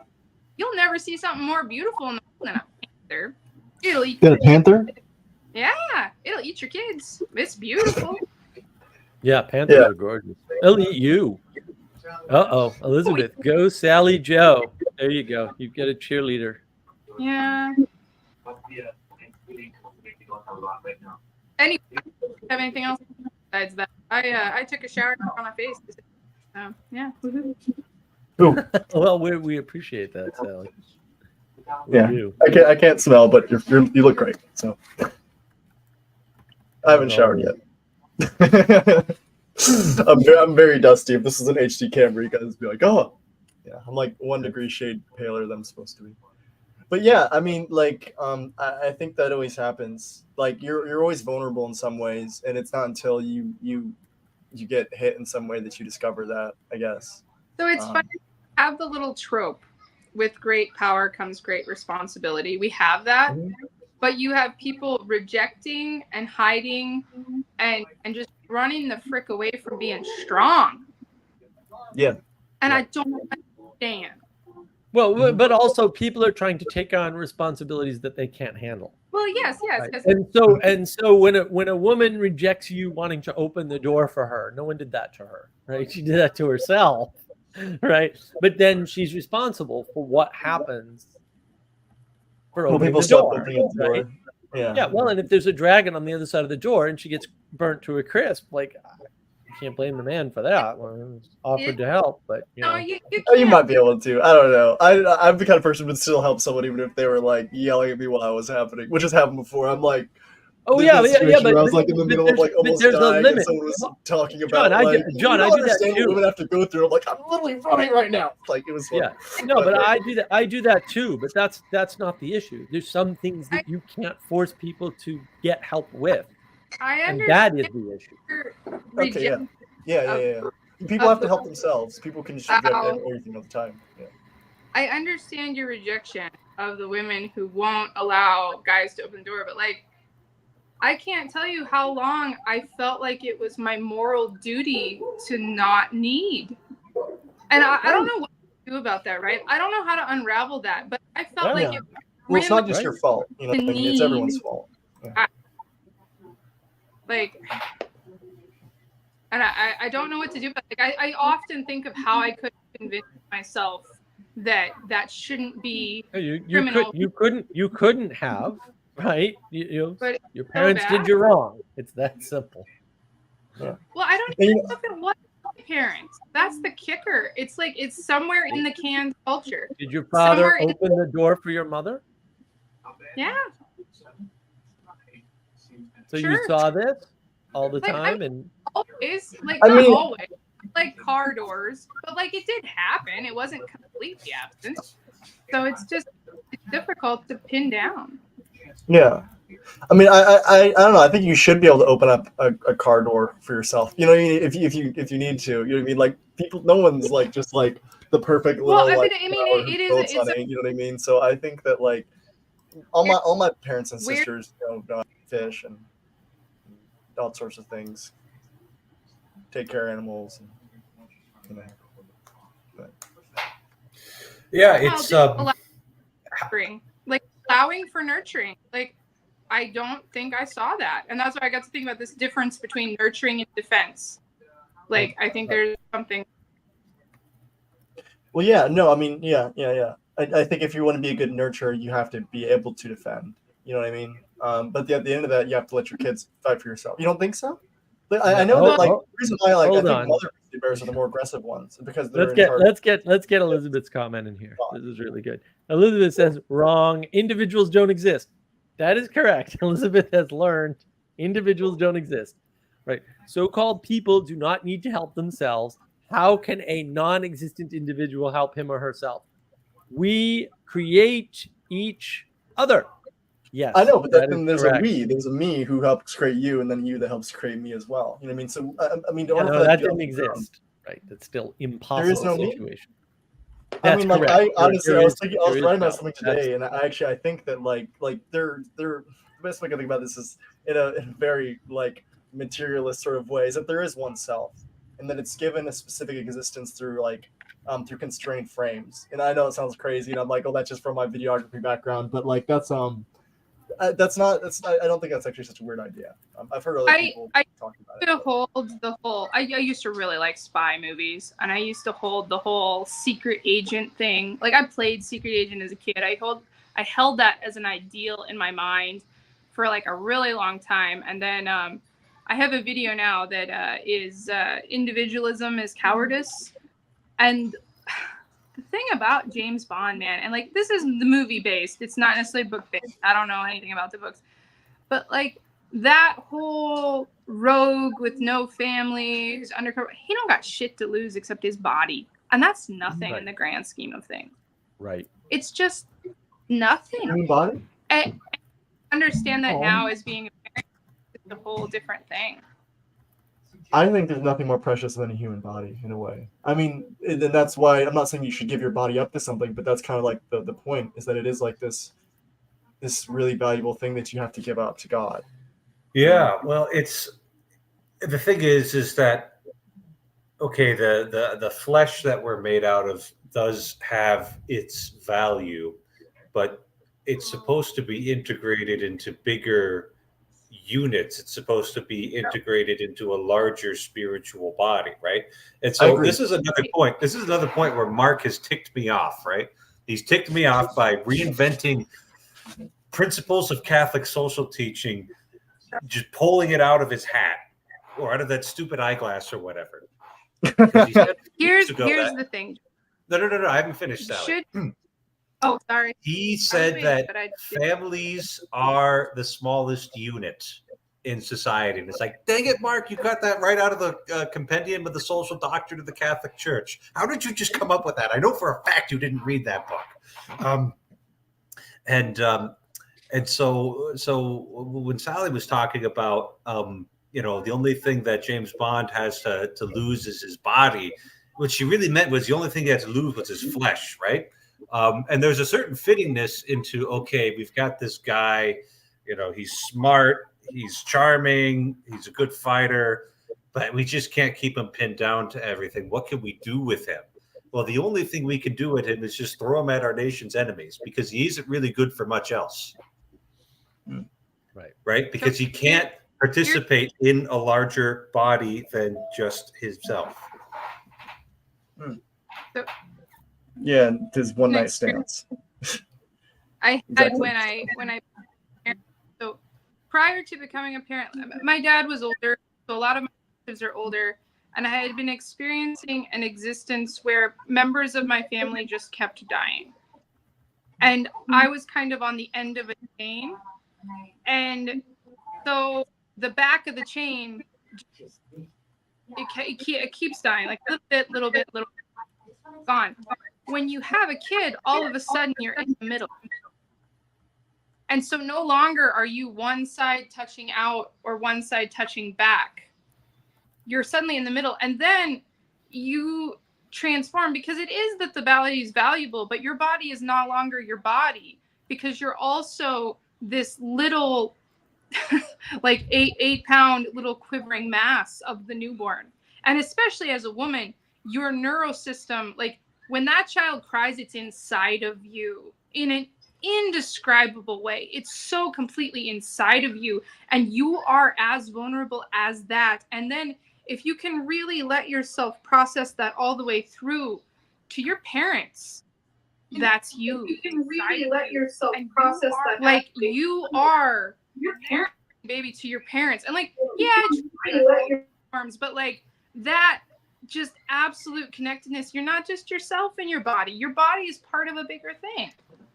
And I hope you have a kid, and I hope you experience that, because it's in your body. Your body is part of a bigger thing. Can't even explain. Right. And what you're talking about there, I think, is exactly what you're trying to point at, is seeing the protecting and the nurturing being two different things. And like Different.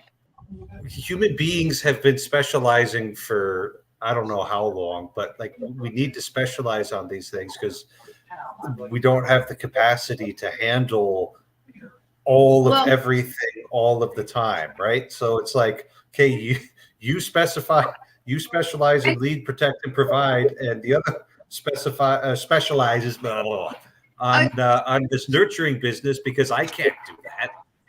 And this is the thing, can defend. She can, but then it inhibits her ability to nurture. And some of the ways in which I am for sure more masculine, and I look at women who are not, and they have this grace and they have this softness that is, I have fractions of it in comparison. Me trying hard, taking 3 years to prepare for motherhood between my prior things that I did with intent, only still has fractions of it. And I see it really clearly. And it's just how it is. And like, I have to like not stress about things that are lost and just be like, okay, what can I do now? And I think a lot about how I'll treat my son's wife so she won't have to be like how I am, because I can't just not be myself. I mean, sometimes I go into despair mode and just have like lament depression, but that's not useful. So I kind of have to be myself. And it's not because women can't, but it's because there's a cost if they do. And that's the same with a bunch of things women can do. Oh yeah, they can do it. They can probably do it well, and it'll cost. Just like it freaking cost my knees to keep up with the guys. So. Right, and that's the cost problem. Is that it just certain things cost more for women and certain things cost more for men, and it just so happens that if we cooperate and balance that out correctly, we both make out better, and everybody doesn't like, well, we should be equal. That sounds horrible. Why would we want that? I'd rather get an efficient system where I get something out of it and the other person gets something out of it, instead of this horrible system where we all get exactly the same thing out of it and we all suffer more. Like that sounds terrible. But the real question is, did Elizabeth figure out which tab to close so that she's no longer leaking audio, lagged audio all over my stream? No, she hasn't figured it out. It's the tab headphones. To the left, Elizabeth. No, headphones would be good, but just close the tab that has YouTube open, or pause the YouTube stream, and then you won't have that problem. And hopefully John can bring his game down. It's not my game. The TV was on in the living room when no one's even there. So I don't know. I saw a YouTube video this week. I don't know. Which was absolutely hilarious. It was, the whole setup was that you had these two tech YouTubers and their wives had to build a computer using only their videos as guidance, right? And it was a competition. And the guys had come up with like all of these different metrics for scoring and judging, the quality of their computer build, right? Not 2 minutes into the competition, the ladies are already giving each other tips on where they've gotten and how to build these things. And it was just like, don't you see that this is a competition? Why would you be helping? You should be like covering up your work so she can't see what's going on, right? But it's just, so they ended up tying. Very cooperative. yeah, and you know, I mean, it was funny. It was funny to watch. It was kind of delightful to watch. But they would have to have, you know, hardened themselves in a way to not do that. They would have to have, Right. at least for a time, suppressed their impulse to cooperate together in order to be competitive enough to try and take an advantage in order that the other person would be disadvantaged. And if that doesn't come naturally to you, then you kind of have to do violence to yourself in order to make that happen. But if it does come naturally to you, then it's a lot of fun when you win. Violence to yourself. Nope. She still insightful, hasn't yeah. closed the right tab. It's the tab to the left with the YouTube open. It's the browser tab. Come on, Elizabeth, you've done this before. How come you've forgotten how to do it? You know, it's weird, brother. Suppress your conversations and close the tab. It's like, because what you said was, you know, to some extent, women cooperate to build a larger body, and it's almost as if they know how to build bodies or something. It's very strange. Like, I don't. Their bodies know how to build bodies. Yeah, it's that cooperation. I don't know what you say. Whatever. Well, that's why we can't have nice things, right? Because you need to cooperate to build a body, and nobody wants to cooperate, and so no bodies are being built. It's not that. It's like, oh yeah, that's why we can't have nice things. Everybody wants to be lied to. They can be a victim. They can have been lied to. Right? It's having mode. I don't want any of that. They want to be the hero, right? They want to go off on their own, right? They want their own YouTube channel. They want the blah, blah, blah, mine. The world would be 10 times easier if people were just upfront with their intentions. You know what I mean? Like, I don't know. It's like, well, they don't know their intentions. They know with their hands. They just mess the whole thing up, thinking that's going to help things. I don't even know Jordan what they're thinking Peterson. when they do that. No, really. Jordan Like, Peterson. do You don't know what actually you're up believe in a spirit? Like, do you believe in hell? You know what I mean? Like, I don't know. No, but it's worse. It's you don't know what you're up to. You can't share your true intentions with people if you don't know what they are, and you probably don't. And that's the scary part. That's what no one wants to hear. But also, that's what's going on, guys. Like, it's very hard. Like, I can't. Like, what am I up to with my live streams? Like, so many things I could list, right? But you know, I don't know. So many things I could list. I understand. Right? But, you know. Elizabeth. Nope. It's the other tab, Elizabeth. The one to the left.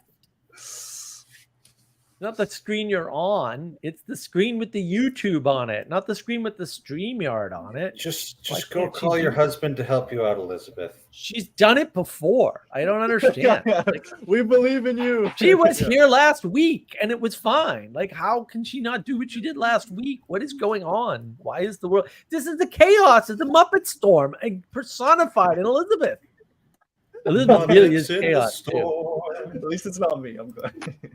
Elizabeth is chaos personified. Like, if you hang out with Elizabeth, you will know that what I am saying is true. No, I put on your chat last week and it was funny. I was like, no, you have a lovely energy. It was fun. She's great. Yeah. Ethan. Well, thank you very much, Ethan. Stopping in for a second while I wait in line. Check out this crew tonight. Sally Feather, Eric, dude that thought Mark was in jail. No, he didn't think I was in jail. The guy he thought I was is in jail. That's yeah. Also, there was a lot of weird coincidences. Like, the odds of that happening are like very slim. Like, I don't know. Of all the coincidences in my schizophrenic brain, for Pete's sake! There are no coincidences. Look, I did a wedding a few weeks ago, right? I did a wedding a few weeks ago. The bride had my last name. We're not related. I don't have a common last name. Yeah, it's not a common last name. And somehow the bride and the groom came to me and asked me to do their wedding and had the exact same last name, not related at all. And her uncle's a bishop. Really? That's cool. Yeah. He wasn't at the wedding, unfortunately. I would have wanted to have a photo with him. I've looked it up, but yeah. It's because my name is misspelled. It's Krieger misspelled.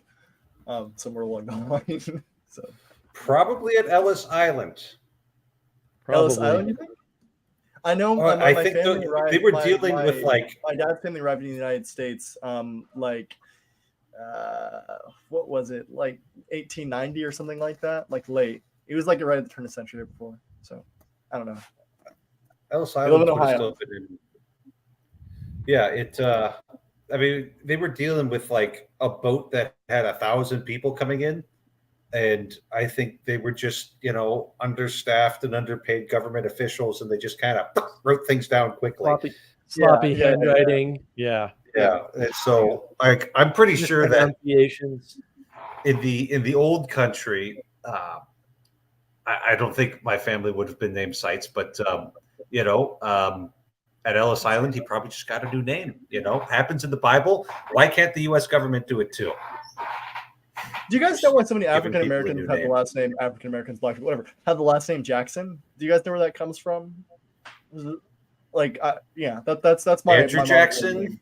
They adopted. Am I a adopted descendant? American. No, I don't know. They adopted Like, American I names. wonder, because I'm like, I feel like there is a lot. Like, I know. No, they adopted American names. A lot of immigrants adopted And Andrew- American names. Okay.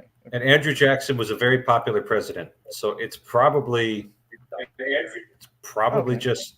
And Andrew Jackson was a very.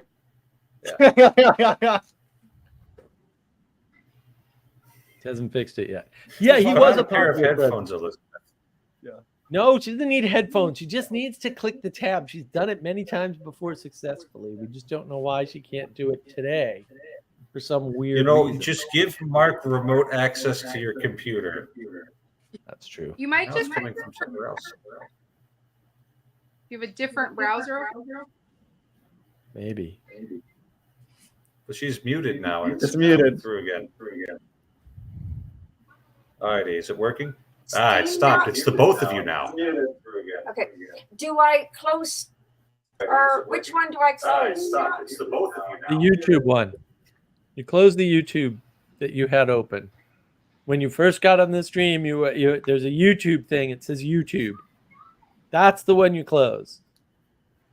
You don't close the duck. You close the red thing with the white triangle in it. The evil red triangle. The evil red triangle. The evil red triangle. I said it. I also have a YouTube channel. I also watch with a silly book videos club on YouTube with a book club about Moby Dick. We'll get out onto the ocean soon enough. Moby Dick is going And speaking swimmingly of- well. Yeah. Oh gosh. It exceeded expectations. So, speaking of swimming, I'm going to go swimming in the seas of chaos. I'm going to go lie in bed and hallucinate vividly for a couple hours. So, all of you, all Good night, behave yourselves. Good to see you. All right, let's try Elizabeth again and see what happens. Are you still like lagging? No, I don't understand.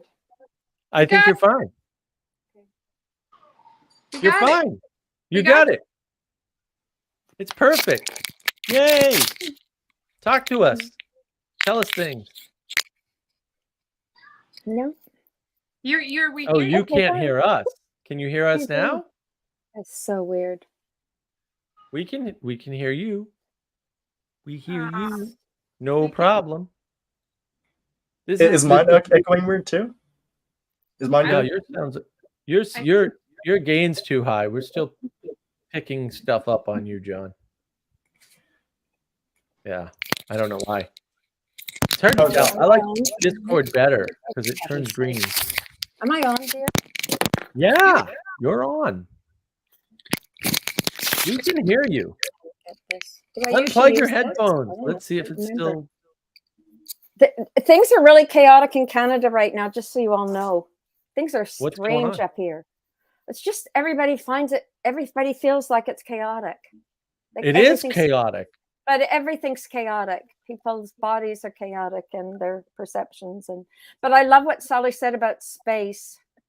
It's so critically important we understand whatever. Can you say more, Sally, in the idea of protection and the protection of the space? This is That's some- beautiful. the invisible feminine, because I think the feminine was really invisible to me for a long time. I think lots of it still is. Like, what does that mean? I realized listening to some other stuff go down, my mental image of the feminism is about as good as a drag queen's a lot of the time. Because it's just this strange concoction. I don't actually know this extent of it. One of the things that I realized, and this is so vague, I have such a vague idea of this, that women do is like this making of this nurturing space. And I don't quite understand it, because I know what it is to build a thing. I know what it is to set up a thing. But welcoming into that is kind of foreign. And I watch some women do it so well. And it's a matter of setting the table. It's a matter of making sure everyone has napkins. But it's not any of those things. Like, it's those things, but it's none of those things.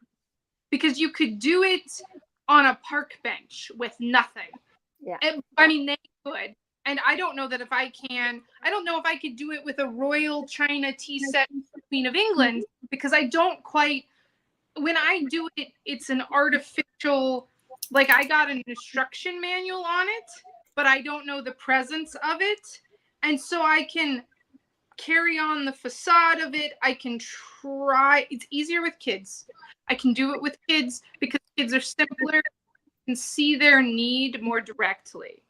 Like, it's you can do it with like when I babysit, it's easy to know because I go in and out of making things possible for a 5-month-old versus a 5-year-old versus a 12-year-old. And but they're in you.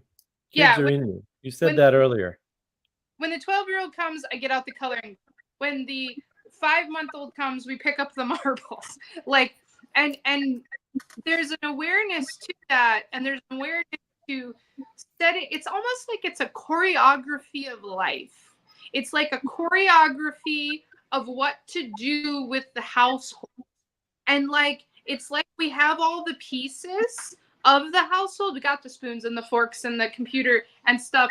But we've lost the choreography. Right. The dance is gone.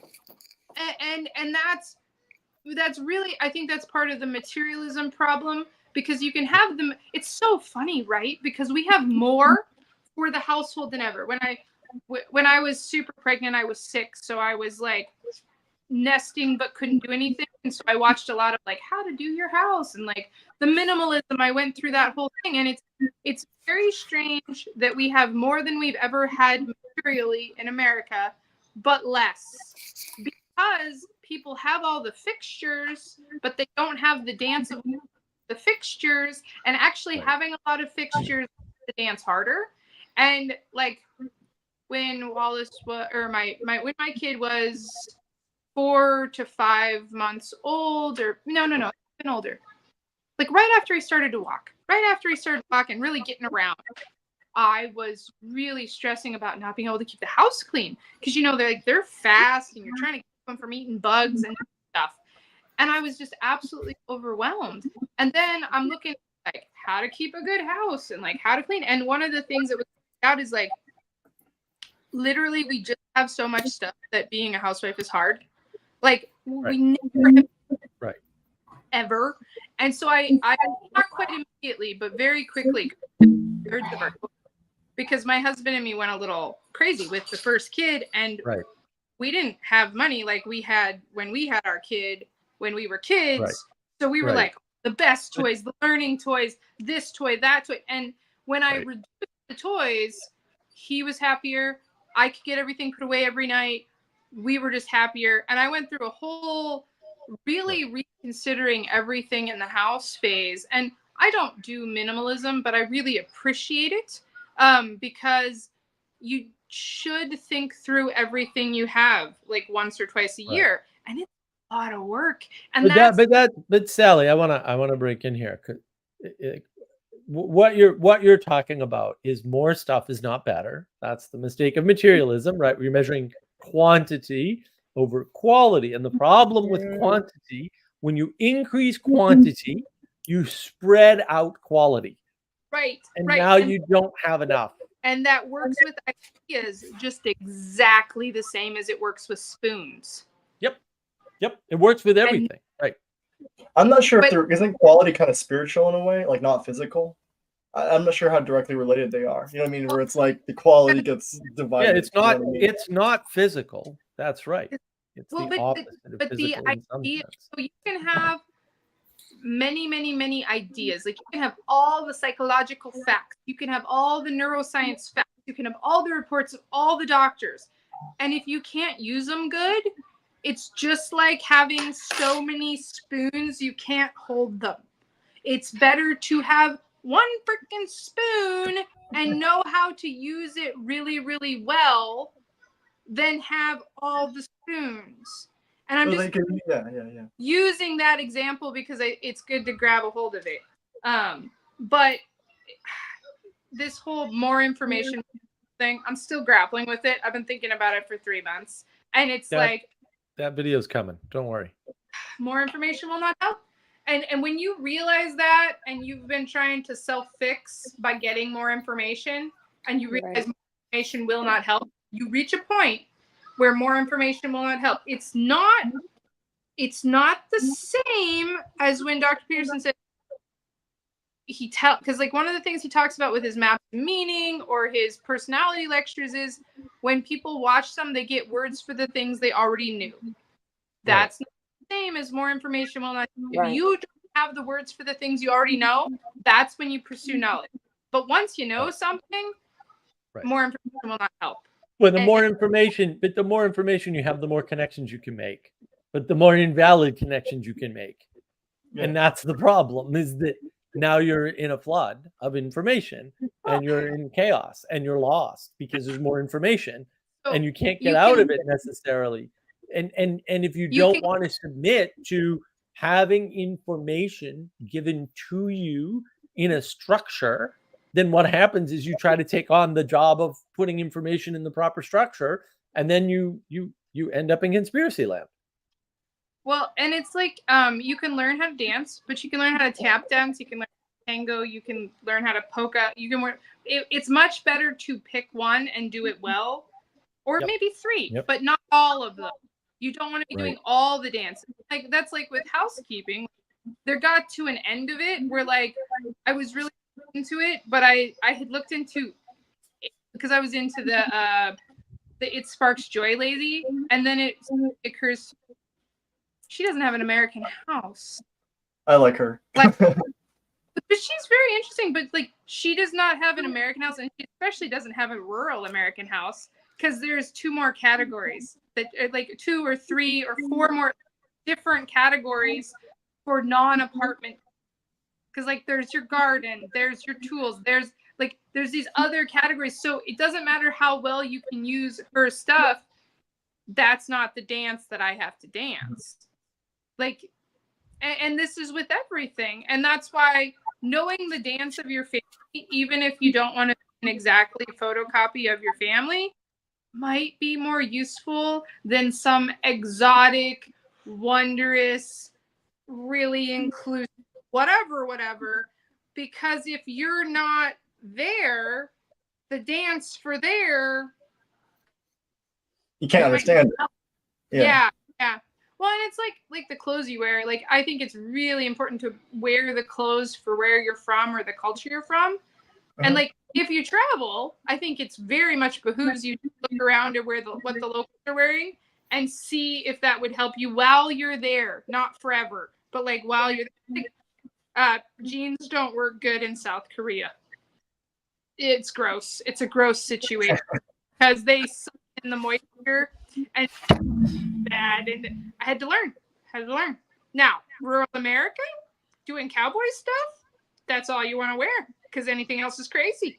You get bugs, scratches. Yeah. No, No, go ahead. I was going to say something. No, go, John. No, I was going to say I have tons of bug bites all over my body from like walking around like barefoot and crawling through stuff, and I have scars over my arms from that. But whatever, yeah, because I did don't always dress properly, but I like being barefoot. I like touching the ground. So whatever. Yeah. Feels good to like be like, yeah, that's there. Yeah. Sorry.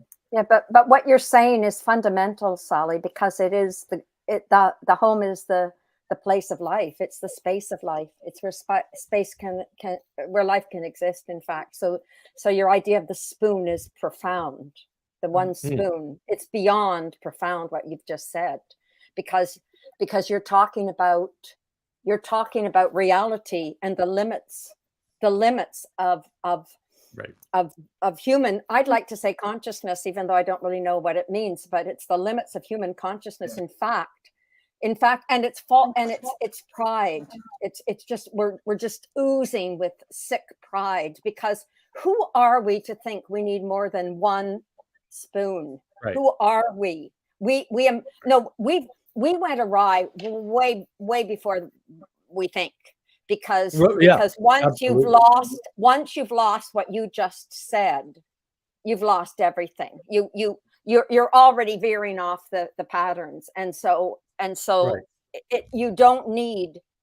In fact, the material things, the material things in a sense don't exist. They exist right. because in relation to you only. And that's what the ancient right. people all understood. And my people on the island who don't read or write still understand that. That's right, but that's fundamental, Elizabeth, because this is the observer problem in physics. Physics knows this. Physicists right. under quantum, right. all the quantum stuff is dependent upon the observer problem, which right. is if you're not there, things don't happen. And I wanted to point out one other thing before Sally jumps back in. The spoons is perfect. It's a perfect way of understanding. There's 3 conditions: too many spoons, 1 spoon, and then there's the Matrix. There is no spoon. The Matrix is fundamentally a nihilistic movie, and it states it right there with there is no spoon, right? Because you're fundamentally in a simulation, and that simulation is fungible, right? And it's fungible by the special person, right? And all these themes come out, and that's why, to Sally Jo's point, the spoon is kind of perfect. So go ahead, Sally Jo. I know you've been chomping at the bit. Isn't it interesting that we have a housing crisis and not a home crisis? Right. Well, because yeah, we might have a home crisis. A domicide. The domicide. John Vervaeke talks about domicide. Everybody goes, "Oh, I know what domicide is," and it's like, "Oh, yeah. But do you? Do you?" I think we all kinds of houses. And not a lot of homes. And that's right. a problem, because a house, and everyone knows this. Everyone knows this. And your dog knows it too. You can have a house that is not a home. Right. Lots of people live in them. It's really sad. And you can have the shittiest freaking van truck by a river, and it can be a home. And it's like, how does that work? And that's the domicide. That's the domicide. And people there's very few homes. I would like to see a home in North America. In fact, I'm not sure I've ever been in a home in North America. I'm sorry. Elizabeth, I was dying last time you were on the stream, because there is some parts and some things to America.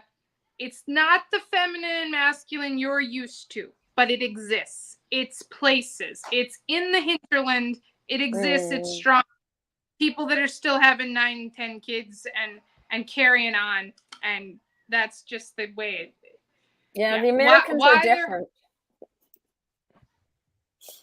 You people are very different than we. Oh yeah, you are. You're very different. Than we're very different. Go west though, like go out west to the prairie, and like it's like there's a reason they're out there away from y'all. but Sally, I think the problem is that, from our perspective, Canadians are different, and they're it's not. It's really bad. Well, they grow up in completely different climate, completely. Yeah, right there. Because how does a family exist when you never see your neighbors for 8 months a year? Well, you know what it's like. Right. But no, I was using hyperbole to make a point, and I think it's fair. When Yeah. I say things like that, I'm not being mathematically correct. I'm not intending to be. I'm being literary. I mean, I'm pointing my finger in a very acute way because I think there's an acute problem, as you do. And there's no question that that's the case. We're all drowning in house. So to your point, we are drowning in house. Like, period. There's interesting, like you can't be in more than one room at once, and you can't be. I learned this about pants. You can't be in more than one pair of pants. And this was something that occurred to me because I had some friends, a much lesser financial state than me, growing up, and my mom would take me to go clothes shopping, and we'd have to get all these clothes, and it wasn't. I just wanted this one kind of. I just wanted Wranglers. Okay, that was my dreams as a teenager. I just wanted real Wranglers, not third hand. I just wanted real Wranglers that fit me.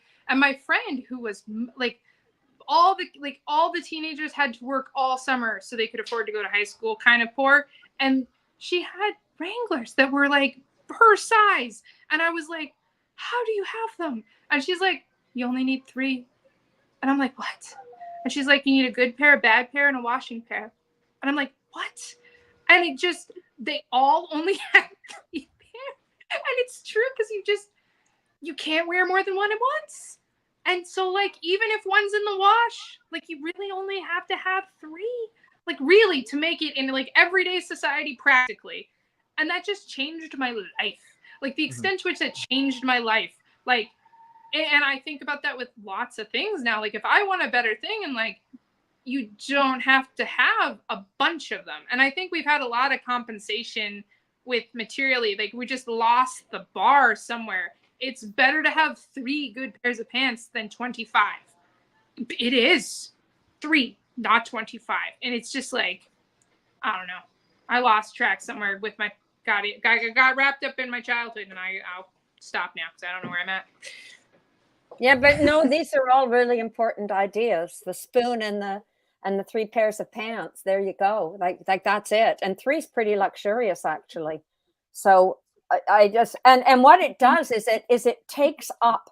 We've lost the sense of our how limited we are. In fact, talk about combinatorial explosiveness. Oh my gosh, we are all combinatorially exploded. Like, no, seriously, because when you come from a place when you have the contrast, it's just shocking, and you can see how it's degraded the human essence, if you like, into zombie land. Up here, everybody's a zombie. Sorry, Sally, but they are. Everybody's a zombie up here.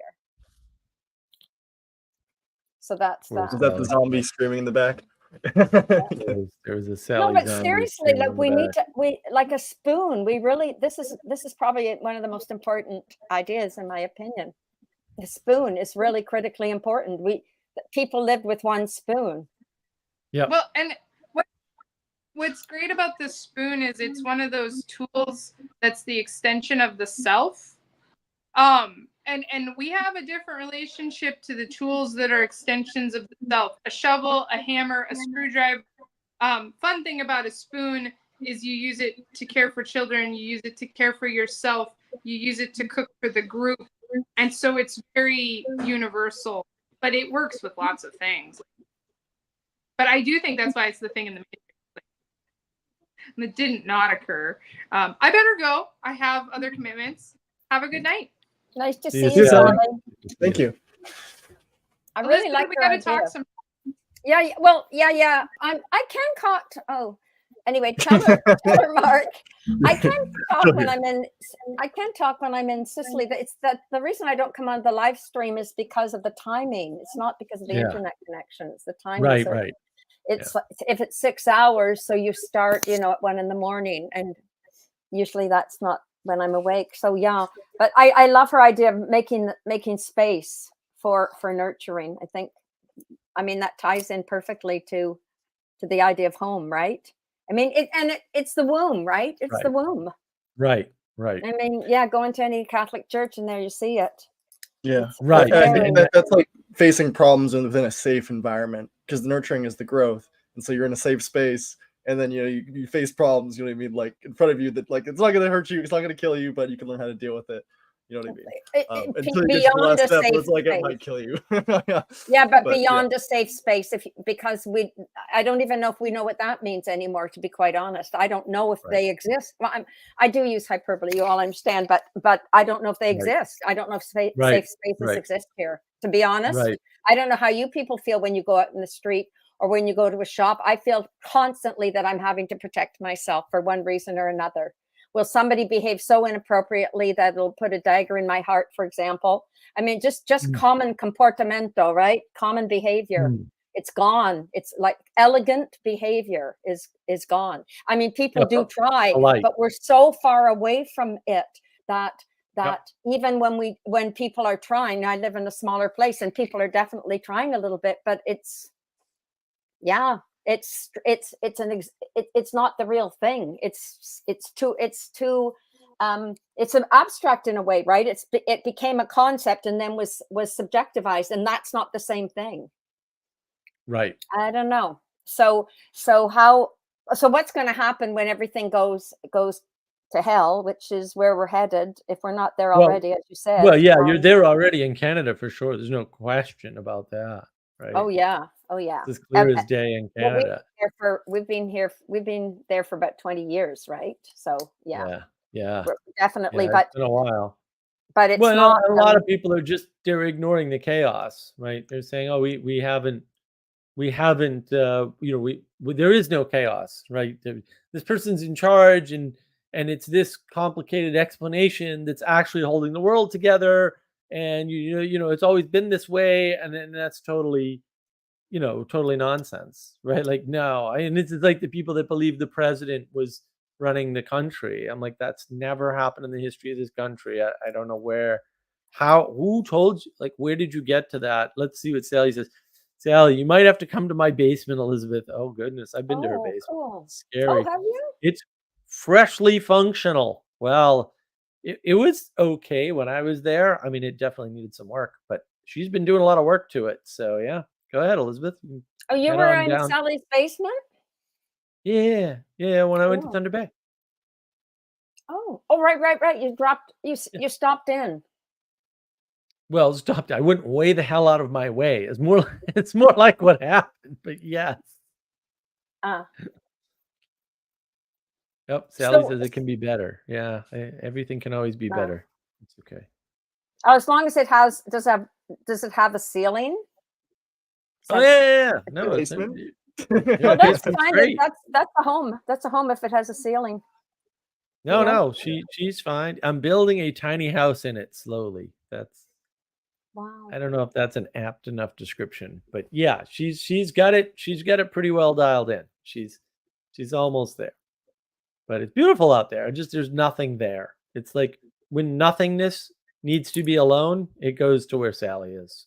That's pretty much how that works. Yeah, it's I got a crossbow if you want to come out here. It's not mine, but yeah, it's fun. Yeah, before Thunder Bay, I went to Sally's for a few days, and then I drove out, picked Ethan up at the airport in Minneapolis. You guys see each other? I didn't know you guys actually met each other in person ever. Honestly, I was worried that like this thing was like, I don't know. I always want people to like spend a lot of time like meeting each other in person. You know what I mean? I've met Elizabeth in person 3 times. Oh, I've met Sally in person twice, including staying at our house for a few days. I've met Adam in person twice. Father Eric. I've met Father Eric. Well, Father Eric spent a week at my house, so yeah. I went up to DC, right, when he graduated last year, or finished his semester. No, it's cool.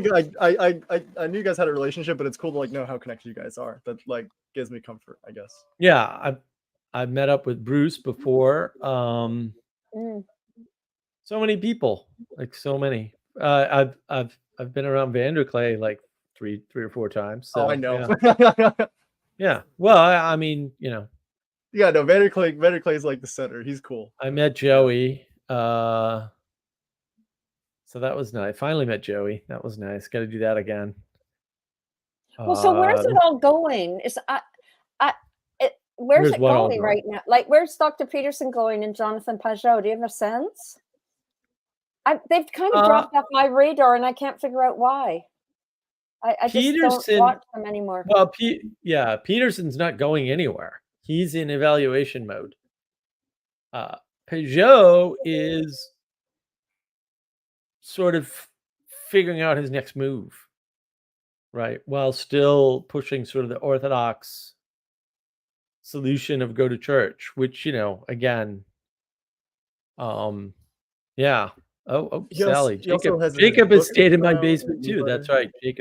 Jacob went out to Sally's place as well. Yeah, I think the problem is that Peterson and those guys are stuck, right? Because they haven't made Final Cause great again, right? They're not Tila's first people yet, and so they don't have a way to enact where to go, right? That's a problem. Wait, like they are doing things, you know what I mean? Like Peugeot's writing a bunch of kids stories I heard. Everyone's doing things all the time. Like this is the worst argument of all time. Everyone's doing things all the time. That's not impressive.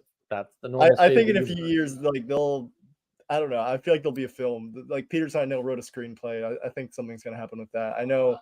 I don't know. Hey, I don't know. Something's gonna happen. I feel like it's going. Yeah, something's gonna happen. I agree. And something's been happening. I also agree. But like that doesn't say anything about what it is and how good it will be and what direction it goes in. And like all the interesting questions are not answered by the fact that things happen in the world. Like, yeah, things happen in the world. Yeah. I know one day Pearson's gonna come out. I don't know this, but he's gonna walk out on stage with like a gold cane, and that's how we know it's game over. Like an eagle on it. It's gonna be like, oh yeah. That's an interesting idea. Yeah, I don't know that there's going to be like a lot of these guys are talking about Kairos moment and all that nonsense. And, to some extent I invoked it today and not before, interestingly. You're not an eagle, something else. Sorry. So I think the problem is that Peterson in particular, but maybe Pajot to some extent. I don't know. I'd love to talk to him at some point. They've reached the end of what they were doing. Mm-hmm. They hit the end, like they hit the boundary, right? And Pajot, right? I mean, well, you were at the conference, the Symbolic World Summit, which we have a video on. Pajot, to some extent, like he's got to make a decision about which way to move. Right now, I'm pretty sure he's gonna, move towards more Summit, which would be great because I'll go again. Obviously, if I can afford it, I'll be there. I thought you meant symbolically. What do you mean by what do you mean Summit?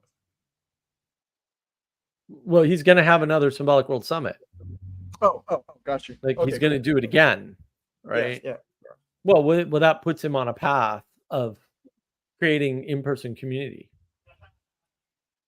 right? Yeah. Which is that's a relatively good move in general.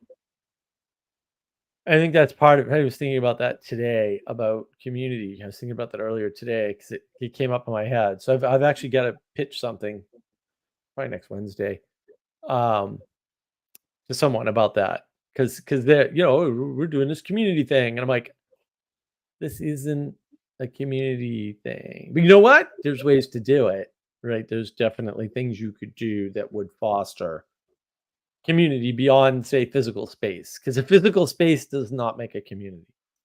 And people are confused about that because the materialists are in kind of full force still, right? And talk about Israel, right? But if you think about materialism and enchantment, what is more enchanting to a materialist than to hold up a spoon and say there is no spoon? Right.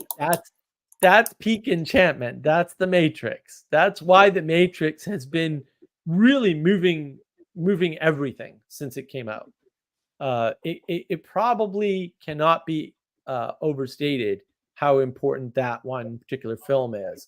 Right. And then hopefully Jesse's watching or will watch, and we gotta get that video done. I know we got some notes too. I gotta go review those. And, Well, and, all of it's and forgotten, like, but it's definitely like permeated like the culture in a lot of ways. I guess mostly like the sequels, but the idea with the whole pills and the waking up, you know what I mean? The whole thing. we're of using waking up Matrix to reality is language completely now. different. You know what I mean? That's like Yeah, we're using Matrix language now. And when did that movie come out? We're using it today. We've modified some of the language. We're still using language from that movie.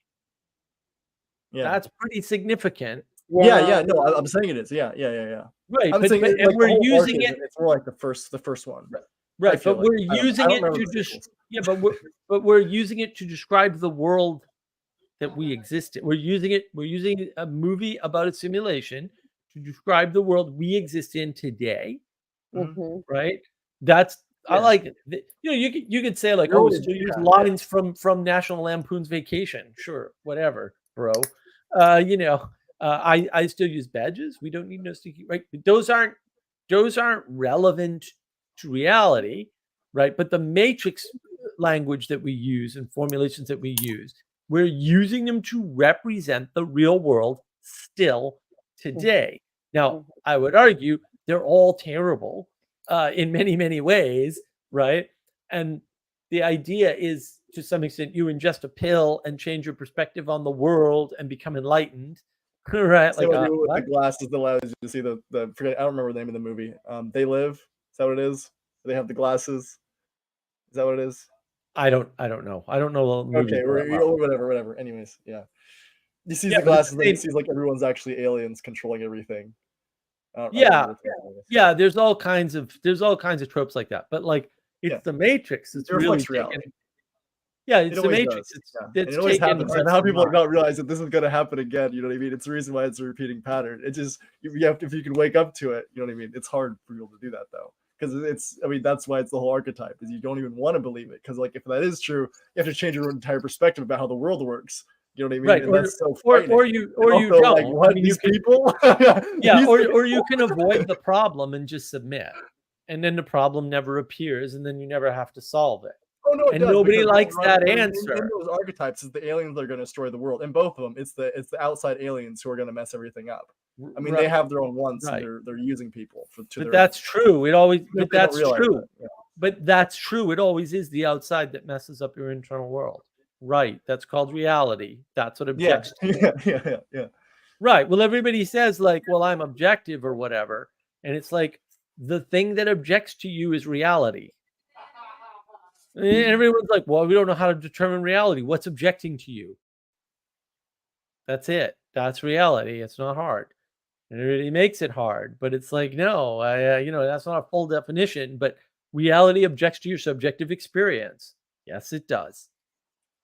Yes, it does. And that's super important to realize. Right. And that's what people don't. People don't want to realize, like, sure, you can worry about the patterns, and obviously navigating patterns, like you can worry about all that. And to some extent you have to pay attention to some of it, maybe, right? But also, no, you actually don't. You can just be told which patterns to play out and how, and be content. Yeah, absolutely. This is you're right. This is already luxury, man. This is like, this live stream is luxury plus. Nobody's going to believe it in 200 years. Nobody will believe this when because it's all got to disappear, right? It's got to go. It's all got to go, because it's not sustainable. It's not. Talk about not being sustainable. This is not sustainable. Right. Even the summit is not sustainable. The summit is not sustainable. The cost is too great. It's entropy, man. The cost was too great. The entropy happening in the world right now is back to the reckoning. Even Jordan Peterson suits are not sustainable. Sorry. His suits. Yeah. His suits. It's not sustainable. Okay. Yeah. That's sheer fantasy and indulgence. It has. I'm not being critical. I'm just saying it is. I mean, I do the same thing. I wear too many costumes all the time because we're all lost. We're all profoundly lost. And what it means is, but the cost for that is we've lost our souls, and we've all lost them. So we're wandering around without our souls. I don't know where we've left them. We didn't even see them. We didn't know we left them even, I think. We didn't know we lost them. So here we are, and we have clothes, but we don't have a soul. So the body's hardly making it, as John Vervaeke would tell us. The body is now telling us, right? Even the body can't do this anymore. Gabor Mate, when the body says no. Do you know many people who are going through health problems now, having mental health problems, psychosis? There's an explosion of psychosis. Like 90%. Yeah. People not having digestive problems. I mean, I can go on and on and on. I don't know anybody who's like this dear little English lady who took care of us when we were little, Mrs. Boughton. And I think all she had was a cloth handkerchief and a pretty butterfly brooch, and she used to take care of us, and she was magical. She was just magical. She never said a thing. She never said a thing to us. And you know, we were 5 very naughty children when we never disobeyed. My parents would go away. I can't even believe it happened. And we would just, she just was there. She had presence. She had nothing but who she was. Amazing. And that's what we've lost. We've lost these people. We've lost those people that we had once. And so we've lost our exemplars. And I'm sorry, I'm getting really aggressive about this, but Peterson, I love them dearly. Jordan Peterson saved my life, and Jonathan Peugeot as well. They were extremely important people, but they are not exemplars. I'm sorry. They are not the exemplars we're looking for. Well, they won't take the responsibility. It's not a criticism. It's not a They criticism. won't take the responsibility for being an exemplar. Well, because that's one hell of a job.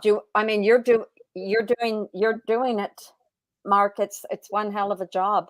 Thank you. Who wants this? Who wants to do what you're doing? Like, even the thing you're wearing on your eye is like, talk about sacrifice. I'm serious. Oh, I can't see for a good hour after I do it. I love it. There's always humor, right? There's always totally humor. worth it, but like I cannot see. It's very distracting. Even taking, I can't read well because I only have one, eye, and then when I take it off, there's all this blue everywhere, which on one hand makes me happy. On the other hand, it conflicts with the other eye that doesn't have all this blue everywhere. So it's really distracting. But I think it's worth it. I think it's totally worth it. And then when I get a parrot someday, one of these days I'll remember to get a parrot. I'll put it on the shoulder. Beyond that though, beyond a parrot, I'm not so sure, Mark. You're verging on the many suits. Now we've no. The parrot's the parrot would be the final. The final thing, because I don't know. I think it's important. So maybe what we really should be doing is taking all of our material goods and sending them to people who really need them across the world, like having a giant movement of all material goods to where they're really needed, including food, because everybody's too fat. And I don't know. I know I'm being materialistic, but I'm just saying. Yeah, I think the big problem is what part of the recession of the church means that the church is no longer feeding people the spiritual components that they spiritual food that they need. And that's a way bigger problem, right? And they used to give that along with the material stuff. Yeah. But they gave up giving the material stuff in a large way too. And with that means you can't give them the spiritual stuff. And not that you can't absolutely do it, but like they ditched them both at the same time. And that's a big problem. And especially in the US, I don't know how it is in Canada, but in the US, like they practically made it illegal for the churches to do what they used to do in the way they used to do it. And that's a big problem. That's crazy. Yeah. Yeah, well, we're living. Yeah. So how long can the world stay upside down before it's Oh, I wish it were upside down. That would be great. I think the problem with that, I love Jonathan Peugeot. I'm not going to say he's wrong because he's not wrong, but upside down to people because they're thinking symmetrically in a binary fashion because it's the same, they get confused. Upside down does not mean that the rules are reversed. What upside down means is that order is gone. Nice. And that's why well, when order's gone, the lowest can be the highest and the highest can be the lowest. But that also means that order is ordering, sequence, structure. Well, grid, man, grid. Right. And that's what upside down means. It means structure. I agree with you, actually. I agree with you. That's not good. like, because you can't do anything. That's chaos. Right. And right, this is where Peterson takes over. That's the chaos. That's why the age of gnosis is the flood of information. The flood is a chaos, right? And the age of reckoning is where all of that comes down into this, into this restructuring of the world through relearning all the lessons that we already have access to, right? Through things. It's not directed force. It's just things crashing into each other over and over again. I asked my stepfather years and years and years ago.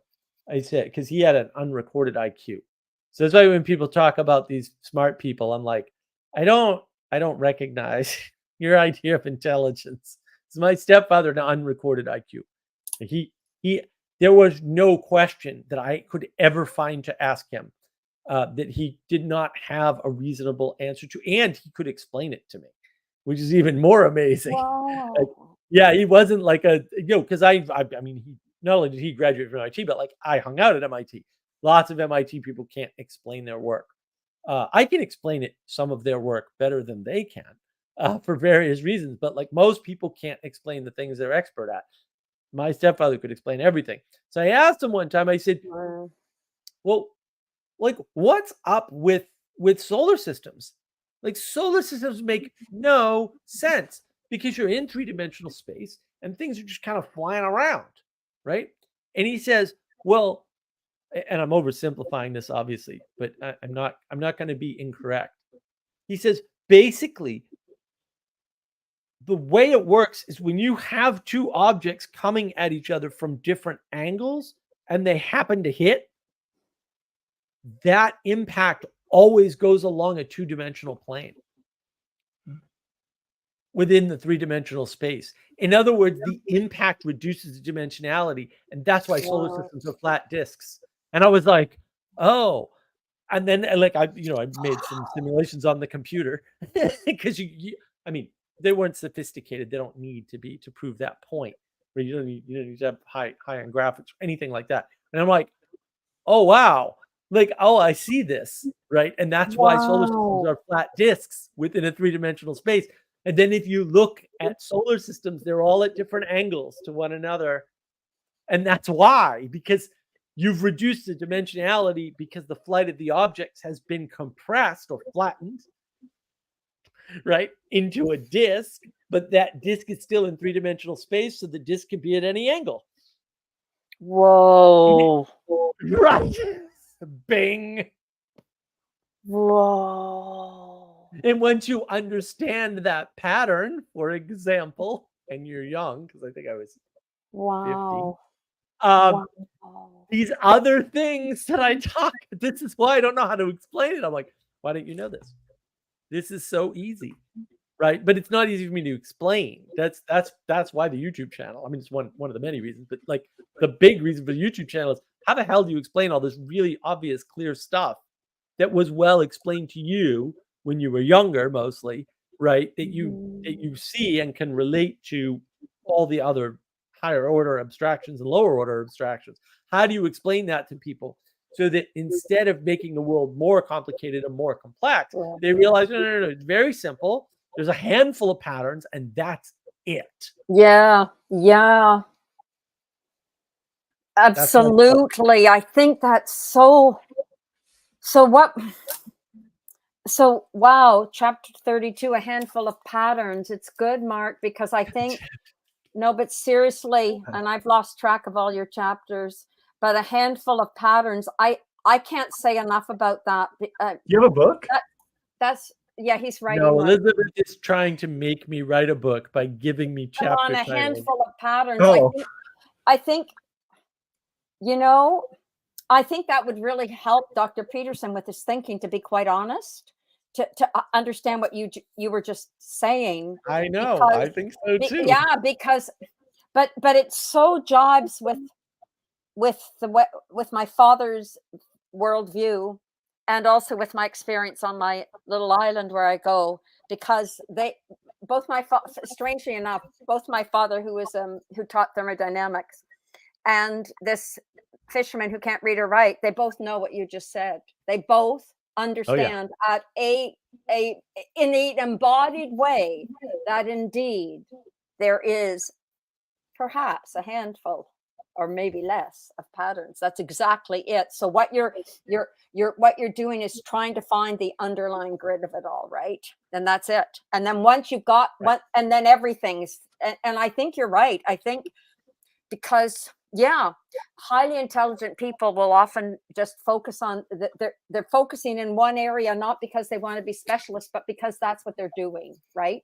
They're going deep. Well, and they want the complicated, and then nothing makes sense. Answers. Like they're not interested in simple answers because then everybody has access and they're not special and they wasted all their time going to freaking college. And I'm kind of like, yeah, definitely true. You know, but there's not no utility in it, right? It's not a bad thing necessarily, but it's a bad thing when you do like Kurt Jamungal and you do the theories of everything nonsense. It's like there's no theory of everything. I like him. I mean, I don't understand what they're talking about most of the time, but I don't. Yeah, well, that means it's enchantment, which is fine. But you know, he's always talking about string theory, and I'm like, I'm not saying he believes it, but like things like that. I'm like, I've heard. I think I've had that explained to me before. I don't even know what you're talking about. Right. Well, and string theory is the worst answer to a question. I'm not demeaning it at all. Like it's right, cool. but I'm just not at that level of math at all. Right, but string theory is the worst answer to a question that could ever possibly be formulated. Can you give me like a brief? Yeah, it's really easy. So string theory is supposed to answer the origin of our universe. Right? Now, what that means is basically what happened before the Big Bang, effectively. Okay. And what it does is it says, okay, well, the Big Bang is the result of two brains, they're called, bumping into one another. And it's like, all right, but the problem with that answer is that you didn't answer the question. You didn't answer the question I asked. What you did was you created a new universe with no origin story and a bunch of new components in it that are unexplained, whose movement is unexplained, whose physics, if you will, is unexplained. And so you've actually increased the number of questions I need to ask to get to the answer I initially requested. Well, like, what's a brain, John? I have never heard that. It's like a, effectively, it's supposed to be like a what do I want to say? An extra dimensional surface that's hitting another extra dimensional surface, obviously in a yet other extra dimension. So you've added 3 dimensions? So now you have to explain 3 more dimensions to answer the damn question that I asked. And then you have to invent a new physics to explain the whole stupid thing. And you've got to define all these stupid terms. Like, what the hell is a brain? What's it made out of? I wonder why I'm getting so mad about that. What does made out of mean when you're talking about an extra dimensional space? Even I don't know, but you've caused an explosion, a combinatorial explosion of questions because you came up with this complex answer. Which, incidentally, by the way, string theory is based on math from like the 17 or 1800s that was found in a book. And somebody went, oh, we're going to extend the math for this to apply to this. And it's complete bunk garbage, obviously invalid way to do this, which just pisses me off because like there isn't even a mathematical basis for this. Like if you were just using your brain, you'd be like, no, bro, you can't just take that equation and apply it over here because you feel like it. And it's like, you think it helps you. Like, no, that's not how that works. And that's what they've done. And like, yeah, the more you look into it, the more pissed off you get that anybody came up with that garbage. But anyway. Yeah, no, I thank you for the explanation because I'm like I said, that's above my pay grade of things. It's above everybody's pay grade. It's made up fantasy nonsense. You don't live in Brian Greene's head or whoever else buys into the garbage. You don't live there. That's fine. It's beyond your pay grade. Absolutely, it is. I don't want it to be in my pay grade. I don't want to know what goes on in that nightmarish mind. Yeah, I got my own problems. Yeah. Wow. Hey, how's your book club going? Oh, sorry, go. How's your book club going on Pajot's book? The first one went really well. I'm really enjoying it. So yeah, no, we're cranking along on language of creation, and it's getting quite a few views. And yeah, no, it's I love it. I didn't know, right? You never know. It was how well this is gonna go because it's not a normal book. Right. It's whoa, a lot of pictures in this thing. It's a cool book. Yeah. Oh, it's great, but like it's not a book like any other book that I'm aware of. Even like I've never seen I think it. there's a lot of unsaid subtlety in it. Like, or it's like the thing that first comes to mind was like the thing they're talking about, like what unifies Stairway and Blade. It like isn't it basically like the fact that you can't link the two things makes it kind of stressful. And it's funny because when you have those two images, they don't say this, but you start thinking Stairway and Blade like someone walking up the stairs with a knife. You know what I mean? And it's like, and then it's like, oh, it's just an incline. Oh, nice sunshine. You know what I mean? It's funny how he flips that. He doesn't say that, but it's like, yeah, just saying Stairway and Blade is scary on itself. So you figure out how they're connected. It's not so bad. But yeah, it's just funny. But yeah. I don't know. I just feel like the book is full of stuff like that. Where I'm reading it and I'm getting a lot of unsaid knowledge, which is nice. You know. Well, that is the purpose: is to take you out of propositions, right? It's to defeat, in some sense, what John Vervaeke calls the propositional tyranny, which he's partly right about.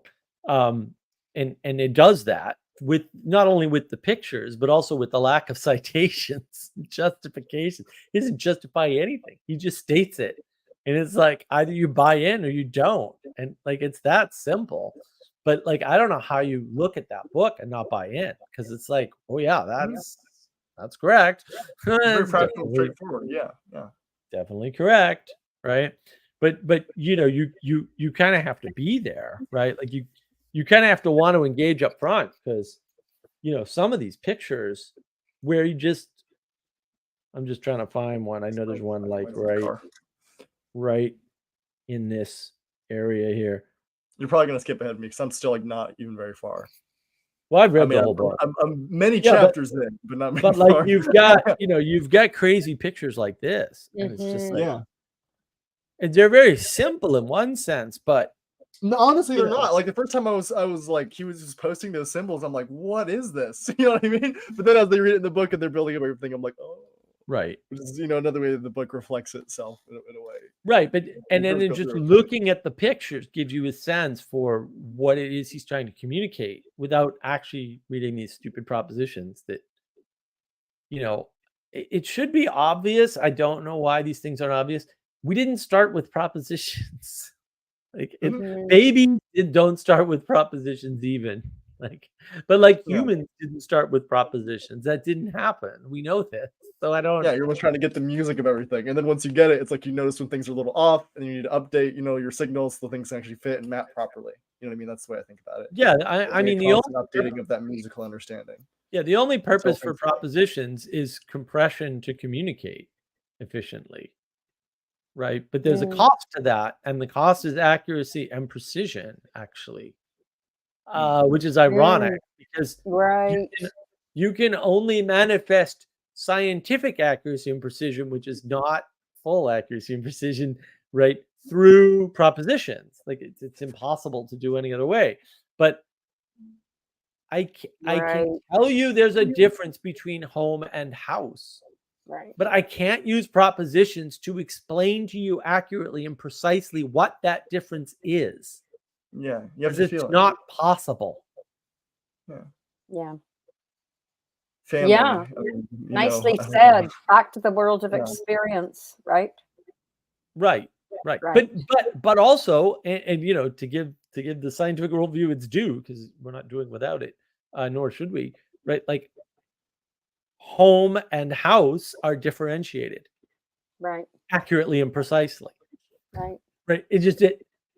you can't state that differentiation. That's that asymmetry. So propositions allow you to draw that boundary, which is good. You need boundaries, right? But and that's accurate and precise, but the description is not possible, and that's not accurate and precise.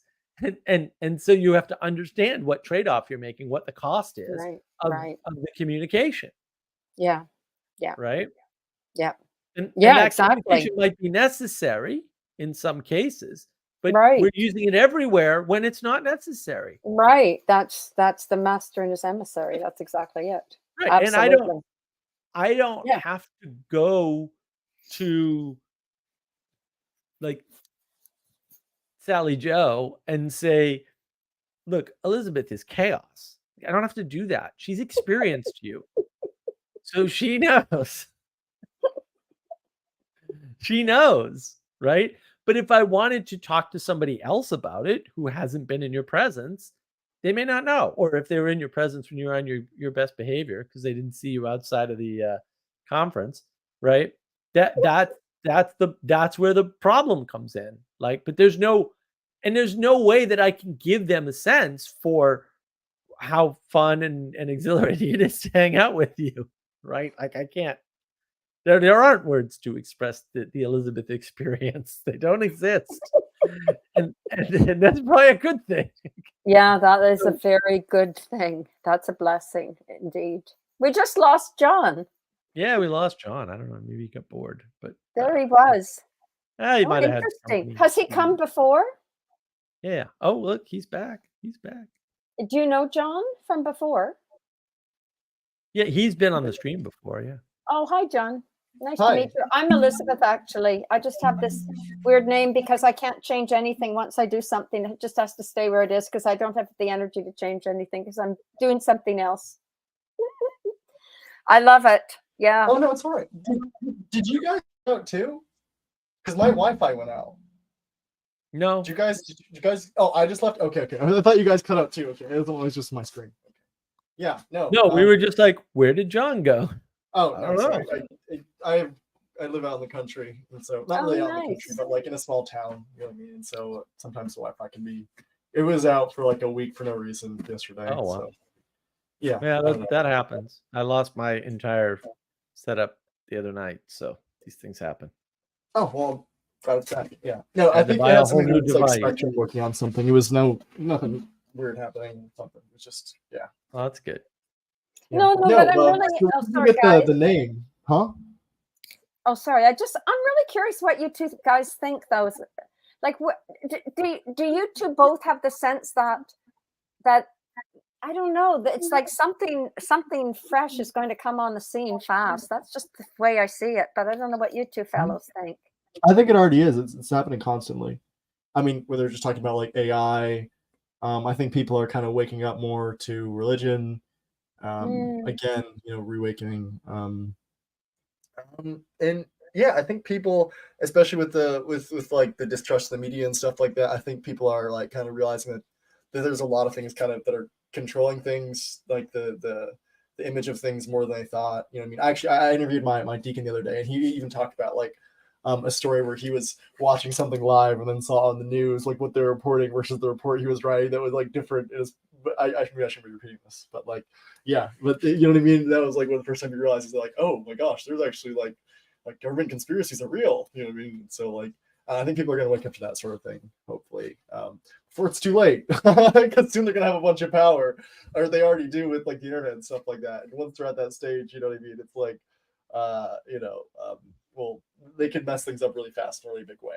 You know what I mean? Whether it's misleading people, or whatever. Well, I think Elizabeth, the best way to think about it is that to some extent those things were already there, right? And this is where you don't need to re-enchant the world. The world's already enchanted, right? But you need to re-enchant the world for the person. So re-enchantment is a real phenomena, right? It's very personal, right? But what that means is that if, say, scales fall from your eyes, right? One of the big themes in this particular stream, right? What that means is that people are now going to have to contend with things that they hadn't previously needed to contend with. And that is what's happening now, Which is gonna send you Like, flying. yeah. You know what I mean? Like you're gonna like start losing trust in everything at first. Be like everything is a lie, and it's gonna take a while to like work and understand. You know what I mean? I think I mean that's happened with me with atheism for sure. You know what I mean? Like once, or I should say, with my parents' divorce. Like after I thought that like, well, my dad isn't who I thought I was. My family wasn't thought I was. It went to God isn't real. You know what I mean? And life's purposeless. It went all the way down there. And so it sucks, you know what I mean? And like Yeah, some people collapse. Exactly. Yeah, some people have a full collapse when scales are removed because their worldview is based on. I mean, like I said, what do you tell people on Twitter and other places that are posting, "Well, we thought the president was in charge"? It's like, what? How do I disentangle their worldview and let them know that never happened and it was never going to happen? It was never supposed to happen. Did you read like the whole point of this country? Like the president isn't ever supposed to be in charge and has never been in charge. What are you talking about, you lunatic? That would destroy their world. And execute. Yeah. But that would destroy their world. And what are they going to do then? I mean, I think they I don't know. Do you mean like the executive branch or the president in particular? No, the president. They think the president's in charge. The president was never in charge. The president's not designed to be in charge of the country. That's not how it works in the U.S. I understand that might be how it works in other countries. It's never worked that way here. They were explicit. They did not want to replace the king in that way. Right. I was just going to say that. Yeah. They said that. It's not like just read the founding papers. They're all available. Like it's not that hard. It's a very clever system. Right? Right. And whether or not it's viable past 250 years, I don't know. Or I guess we're going to find out real quick. But I think as that happens, so it's going to, as scales fall from the eyes, it's necessary. So you're in no man's land, right? And not necessarily. But you can be. You can be, right? Well, some people collapse. They find the president's not in charge. They say, the country doesn't work the way I thought. Yeah. But maybe my family doesn't work the way I thought. Maybe you're right. Hey, maybe this doesn't, maybe that, maybe my car doesn't work. It's like, that happens. Honestly, I feel like the average Biden voter isn't like actually paying attention very much. So like the whole thing, like, and maybe it's just like unconsciously they don't want to look, they don't want to see. Well, however many of them there were. I'm not sure but that's the mistake. Except for the Democrats inside, right? But that's the mistake. That's the ultimate mistake, John. People think that other people have the same information and have as much of it and use that in the same way that they do. And the bottom line is most people vote by going out on voting day and filling out a card. And they don't pay attention to what's happening in the middle, right? And the things they pay attention to are different. And the things they see, even if they pay attention to the same thing as you, are different. Not all the time, but most of the time. Almost certainly. Well, and that's the problem. Like, you can't sell that to people. That terrifies them. They're like, because then they feel like, oh, I don't know what that means. And like, well, fair enough. Maybe you don't. Maybe I don't. But maybe it doesn't matter what that means. Like maybe we can find things to have in common in spite of our differences in perception. But that means looking up. And that means submitting to whatever's above you and the other person, by the way, because it's above both of you. Right. And that's a big, that's a big issue. And that's what, I don't know what's going to happen as, within the chaos. Right. But I know you can't predict it and you can't start talking about systems and collapse because most of the things you think of as systems aren't there. Right. It's like, oh, there's an economic system. There was never an economic system. That never happened ever. Right. It's all post hoc rationalization that we know is inaccurate and imprecise. We know this. Oh, you didn't read John Nash. I did. Read his papers. You'll figure out real quick. Oh, this game theory nonsense and the way the economists do their math is wrong. It's not hard. Nassim Taleb points this out. This is garbage. Economics is a garbage idea, and almost all economists are frauds. Right. That is correct. The idea that there is a system of economics and that there is an economic method or whatever to a given country or a given region or a given thing is wrong. It's wrong. It's just wrong. It's not right. It's not hard. Right? It's a made up fiction. Maybe it's useful in some limited circumstances, but A, it would be some. B, it would be very limited. And C, you don't know which those are and aren't. Right? Read Freakonomics. Read the Freakonomics books. They're fantastic. But they will disavow you of any idea that you understand anything like what they describe as economics instantaneously. And ironically, I think, if I remember correctly, Taleb ran into the, I think it's Dubner, the economist who wrote Freakonomics, and realized, oh, they're not all frauds. This guy knows what he's talking about. Right. Because he doesn't frame it in terms of money strictly, right? And he talks more about the psychology of human behavior, ironically, even though psychology is a terrible frame too. It's not entirely useless or wrong, right? Instead, he talks about the relationships and the interconnectedness and the unexpected side effects of changes. Whoa.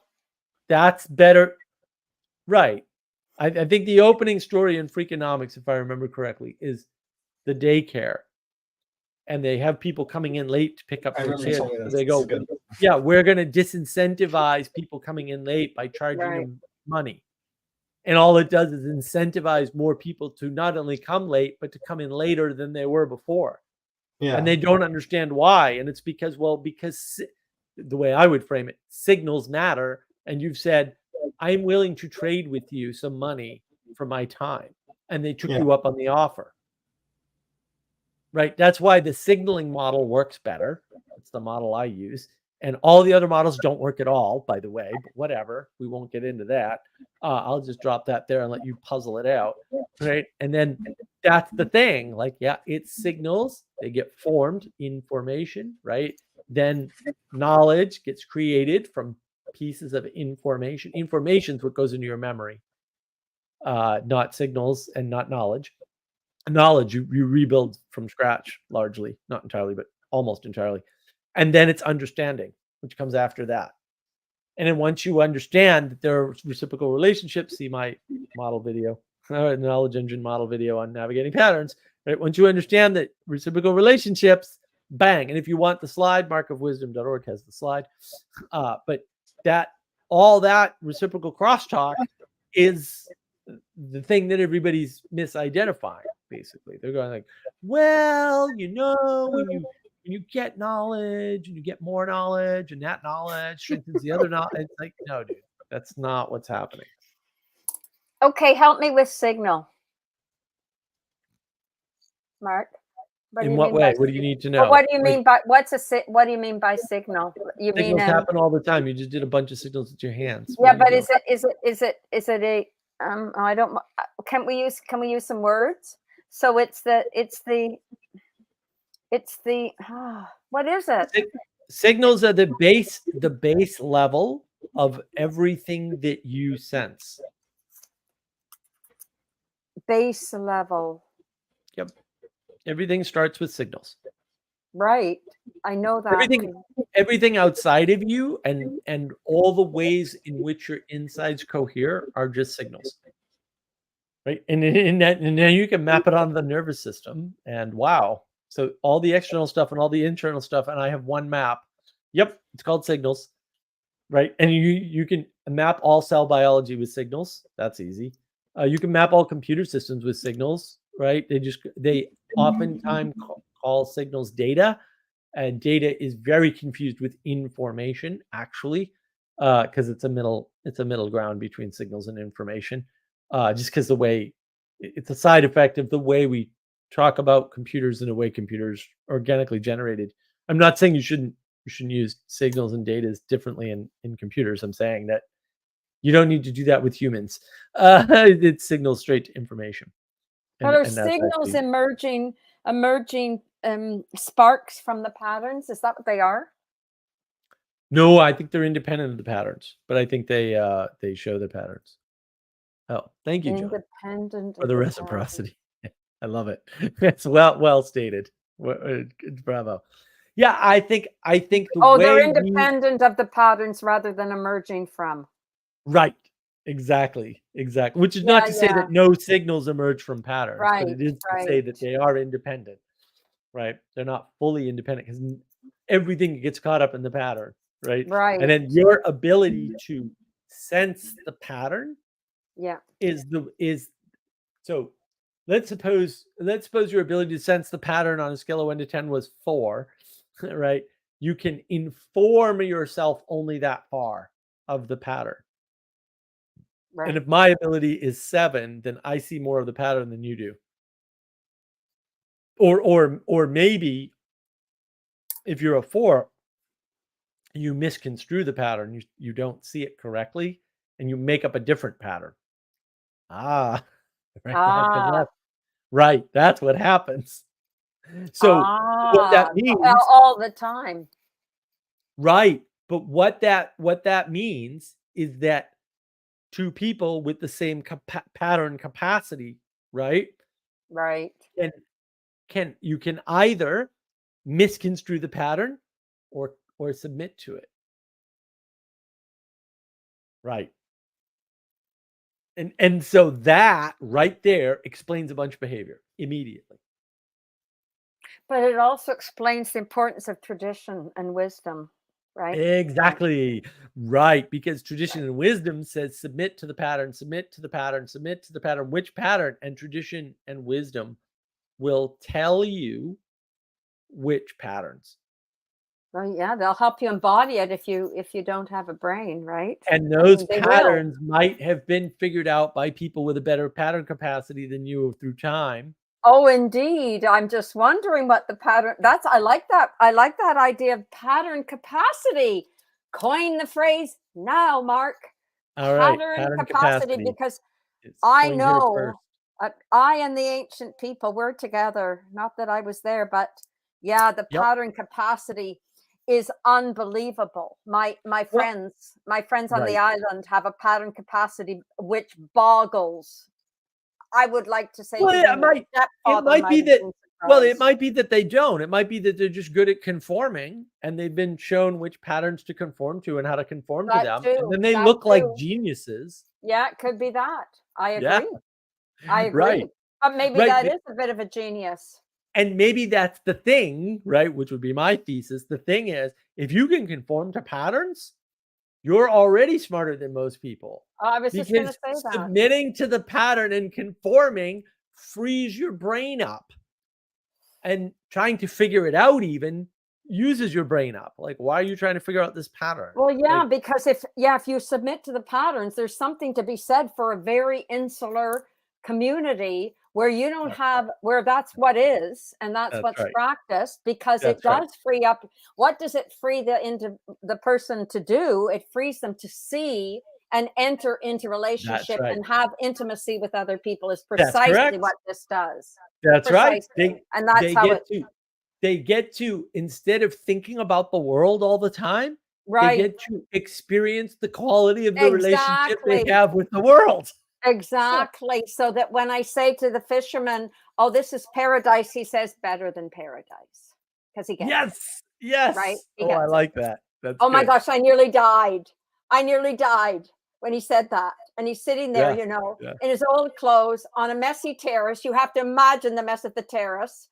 You can't, everything that was precious to anybody in the last 500 years in the island is sitting in one shape or another on this terrace. And we're eating, and all of a sudden, and everybody, no beauty. And the ironic part is that, so there's no beauty in sight, and there's no beauty in experience. And he says the magic word or magic phrase, and the beauty appears immediately in the chaos. Right. And it's chaos. The beauty appears in the chaos. And that was, Mark, that's 3 words. And all he took the paradise, paradiso, and the meglio del. Melio spoke slowly with gravitas. Related it all together for you, and the beauty emerged, and we weren't there, so we can't see it. And if we had been there but not been able to hear, here's the irony, right? If we had not been able to hear the propositions, the beauty wouldn't have emerged for us. And Right. yet propositions are not beautiful, Right. but they can help beauty emerge, right? Or you can just build it. I said to him, that's really interesting because we didn't have a lot of conversation. You can imagine, because you don't need to. And I said to him, because he was then telling me about how people had words given to them on Christmas Eve so they could cut the winds. And there's something to this. And I said, words. And all I said was, words are something. And he nodded. He said, and he often repeats a lot of what you say, of course, right? So he said, words are important. So that even this is paradise, you know, he's entering, talk about intimacy. Like he was totally entering into my world. He had literally entered into my world and added the final, and what do you even want to say? It's the conversion. It was a conversion experience of what I was of me. He completed the pattern by establishing the relationship. Yep. And adding quality to it. Yep. And that completed the pattern. And you can't complete a pattern by yourself. And really, the choice really is, you can try and understand the pattern, or you can experience the pattern. You can't do both, and you don't need to. You only have to experience the pattern. Yeah, but to your point, he said, Melio, better, quality. Melio, this guy neither reads nor writes. I'd like to see him with Dr. McGilchrist, seriously. Or honestly, I would put him more. McGilchrist couldn't handle it, but yeah, maybe Peterson would get something out of it. But I don't think McGilchrist is there. So. I don't think Peterson would. I saw McGilchrist in a recent talk, and I'm like, oh, you're not there, buddy. You're still way off. That's too bad. I know. Every time you try to drag him into the right direction, he just boom off in another direction. Like, dude, like, listen to what's being said. And he can't hear it. He's coming. I really think he's okay. I'm going to say this now. I'm going to put my mouth on the line here. I think you're going to be astounded with Dr. McGilchrist in the next 10 years. I think he's going to be something. I think there's going to be a lot of change and movement. I hope so. He's my hope. I hope so. We'll see. Yeah. I bet. Thank you for saying that, because that's really helpful. It frees. So what does that mark again? So because he and his sister, there's a sister too, and she's the same. They're totally submitted to the patterns of reality. They are. It's obviously how they've lived. Yep. And so indeed, what does that do? That frees them up to be human, to have intimacy. It frees them up for intimacy. Right? Can we say that? For sure? Yeah. And they are the most of the two people on the island, of which most of them are much more patterned than other people I know, and these two are particularly able to embody. It's uncanny. I've never experienced anything like it. They can actually embody the other person's being in some real sense. It's kind of out of Greek writing. Well, and that's some sense. It's right. It's beautiful when you experience, because it back to your simplicity. It's so simple, but again, it's magic words. Magic words. But that's what it is. It's being. And maybe the choice is between thinking and being. And I wanted to highlight Sally Joe's thing. Sally Joe says, existence was always a fearsome miracle. Oh, that's great phrasing. Sally, how did you learn to talk? Amazing. We are just seeing it again. Yeah, well, some of us are starting to see it for the first time. And I think I will bring John back up. Hello, John. Hi. I want to bring you up for only one reason, unfortunately, which is I'm going to close the stream down, Yeah, and I do okay, want that's everybody's fine. closing statements. So Yeah. I'm glad you're back. So why don't you give us some closing statements for the stream, because I don't want to go any further. I think we're gonna I think ending it right Yeah. there is actually no, it's fine. kind It's of fine. ideal. Yeah. Well, I just want to apologize again. Like I said, that was crazy that I did that. Really out there. And not even just the not doing the proper fact checking, but the way I went about it. I was just angry. I mean, you can imagine if I thought that was true, I would have been upset. You know what I mean? So like, I'm sorry. Really good show, and I don't know. It was lovely meeting you, Elizabeth, and is great seeing Sally again. You know, it's nice to like just learn more about you guys. I guess it's just cool. So thank you, and thank you for accepting me, because I know I'm weird. I'm always surprised when people like actually like are willing to talk to me. So. Oh, you're so full of life. You're a beautiful person, John. You're so Thank you. alive. It's Thank a you. treat to meet you, really. You're like, yeah. Thank you. You It's too. really fun. It's really fun. It was great. Thank It you. was wonderful meeting you. Yeah, I hope we can talk again. I'll probably be back next week if I'm not doing some stuff. Which, like, with my life, I might have to be working. I don't know. We'll see. But we'll talk again. So, Great, great. Yeah, apology accepted again, John. Thank you. Thank you. I'm glad I'm glad you're better. That's good. Thanks. And Elizabeth, what do you got for closing statements here? Okay. Now, here's to your book, Mark. John, my real mission is to see Mark and his book. That's my idea. So, because I think Mark's amazing. Yeah. Don't tell him I said so. Oh, I won't. I have it on mute or something. Thank you. Thanks for your time. Either, by the way. Thanks for your time, both of you. It's really lovely. Thank you. All right, thanks, Elizabeth. Always a pleasure. Yeah, look, I mean, I'm always a little shocked. I like how far we made it through, we'll say, the basic sort of way of thinking about the world that actually explains everything and works. You can argue, yeah, there's a lot of moving parts when you simplify things down that way. But you know what? Actually, you can deal with the moving parts in front of you when you simplify things down that way. And at the end of the day, I understand that the small fishing village with no knowledge of asteroids and how close they are to the Earth cannot save itself from the asteroid that's going to hit the Earth and land on that small fishing village, because that can happen.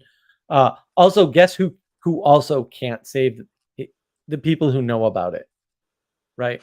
But the people in the fishing village, not only did they not waste the time finding out the asteroid was going to hit the stupid fishing village that they live in, but also they don't waste the time about worrying about it after they figured it out. And there's something there, right? Which is being, right? Instead of thinking. There's not to say no thinking ever, but if you privilege the being side, the walking outside side, the noticing, this year, the dragonflies are back in full force, and there's dragonflies all over my yard. That is so much more fulfilling than trying to figure out, why were the dragonflies gone for a few years? Where did they go? Like, they weren't all gone. You dig down on details all day long, or I can just enjoy that they're back. And I just prefer to enjoy that they're back, because that's easier. And then I can do other things and I can enjoy them, right? If I'm worried about where they went and why they're back, and, I mean, I'm not never thinking about that, but like, if I worry about that, I'm not enjoying them. And so you got to pick. There's a cost. I've gone over costs. I've got a video on trade-offs, right? And this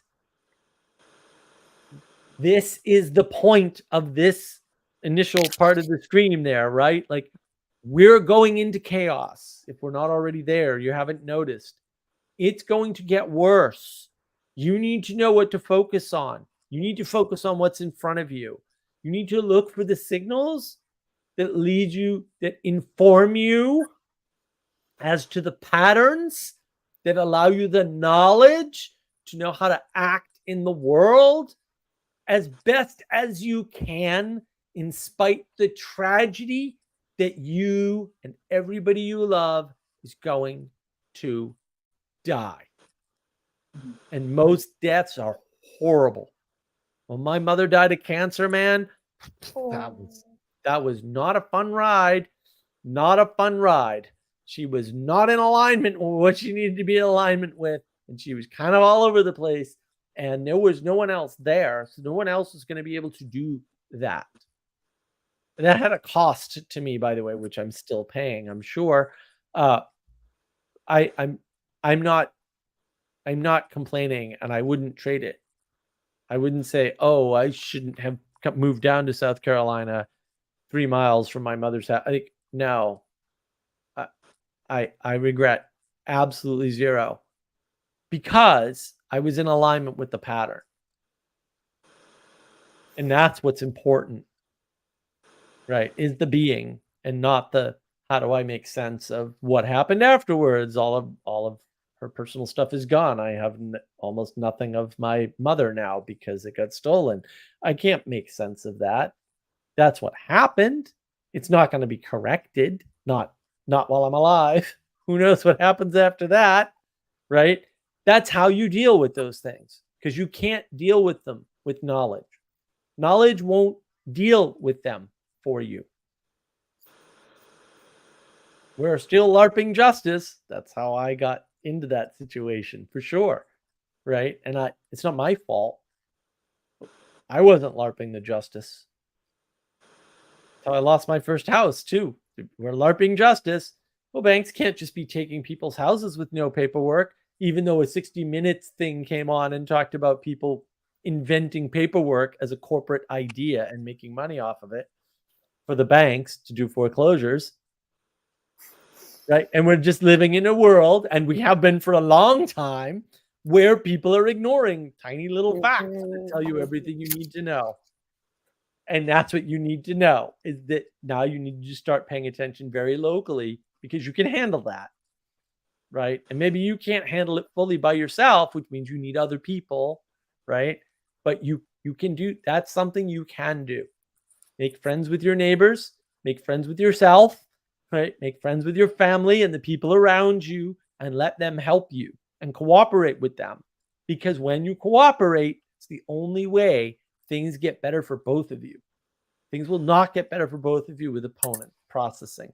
That's not going to happen. That makes everything worse, right? Cooperative processing is how we get better for both of us. Even though we're both making a sacrifice, we both somehow end up ahead. I don't have an explanation for that. I don't need one. Just nicely submit. said. Nicely said, Mark. The sacrifice piece as being part of the cooperative processing, but I love the way you've completed that, leading to like, it's an exponential, beautiful explosion into living and being in that sense. I love the way you've done that, because leaving sacrifice without adding what you did is not useful, in a sense, because you're left hanging. And so this way, that's exactly right. Cooperative processing. Don't forget that. Oh dear. Maybe I'm going to have to write your book. Two or more small sacrifices equal greater gains than you can imagine for everybody. Right. Poor Mark, and if I were to write. It's funny math in a sense. But look, I'm glad the people showed up that showed up. I wish I had more viewers in some of these streams, but that's fine. Hopefully people will get something out of this. Thank you, everybody who participated in whatever way you participated. Feel free to leave comments and subscribe and likes, and watch all of my other videos if you're watching this at all. And have a great week. I'll see you all next week. And, try to be, in the meantime,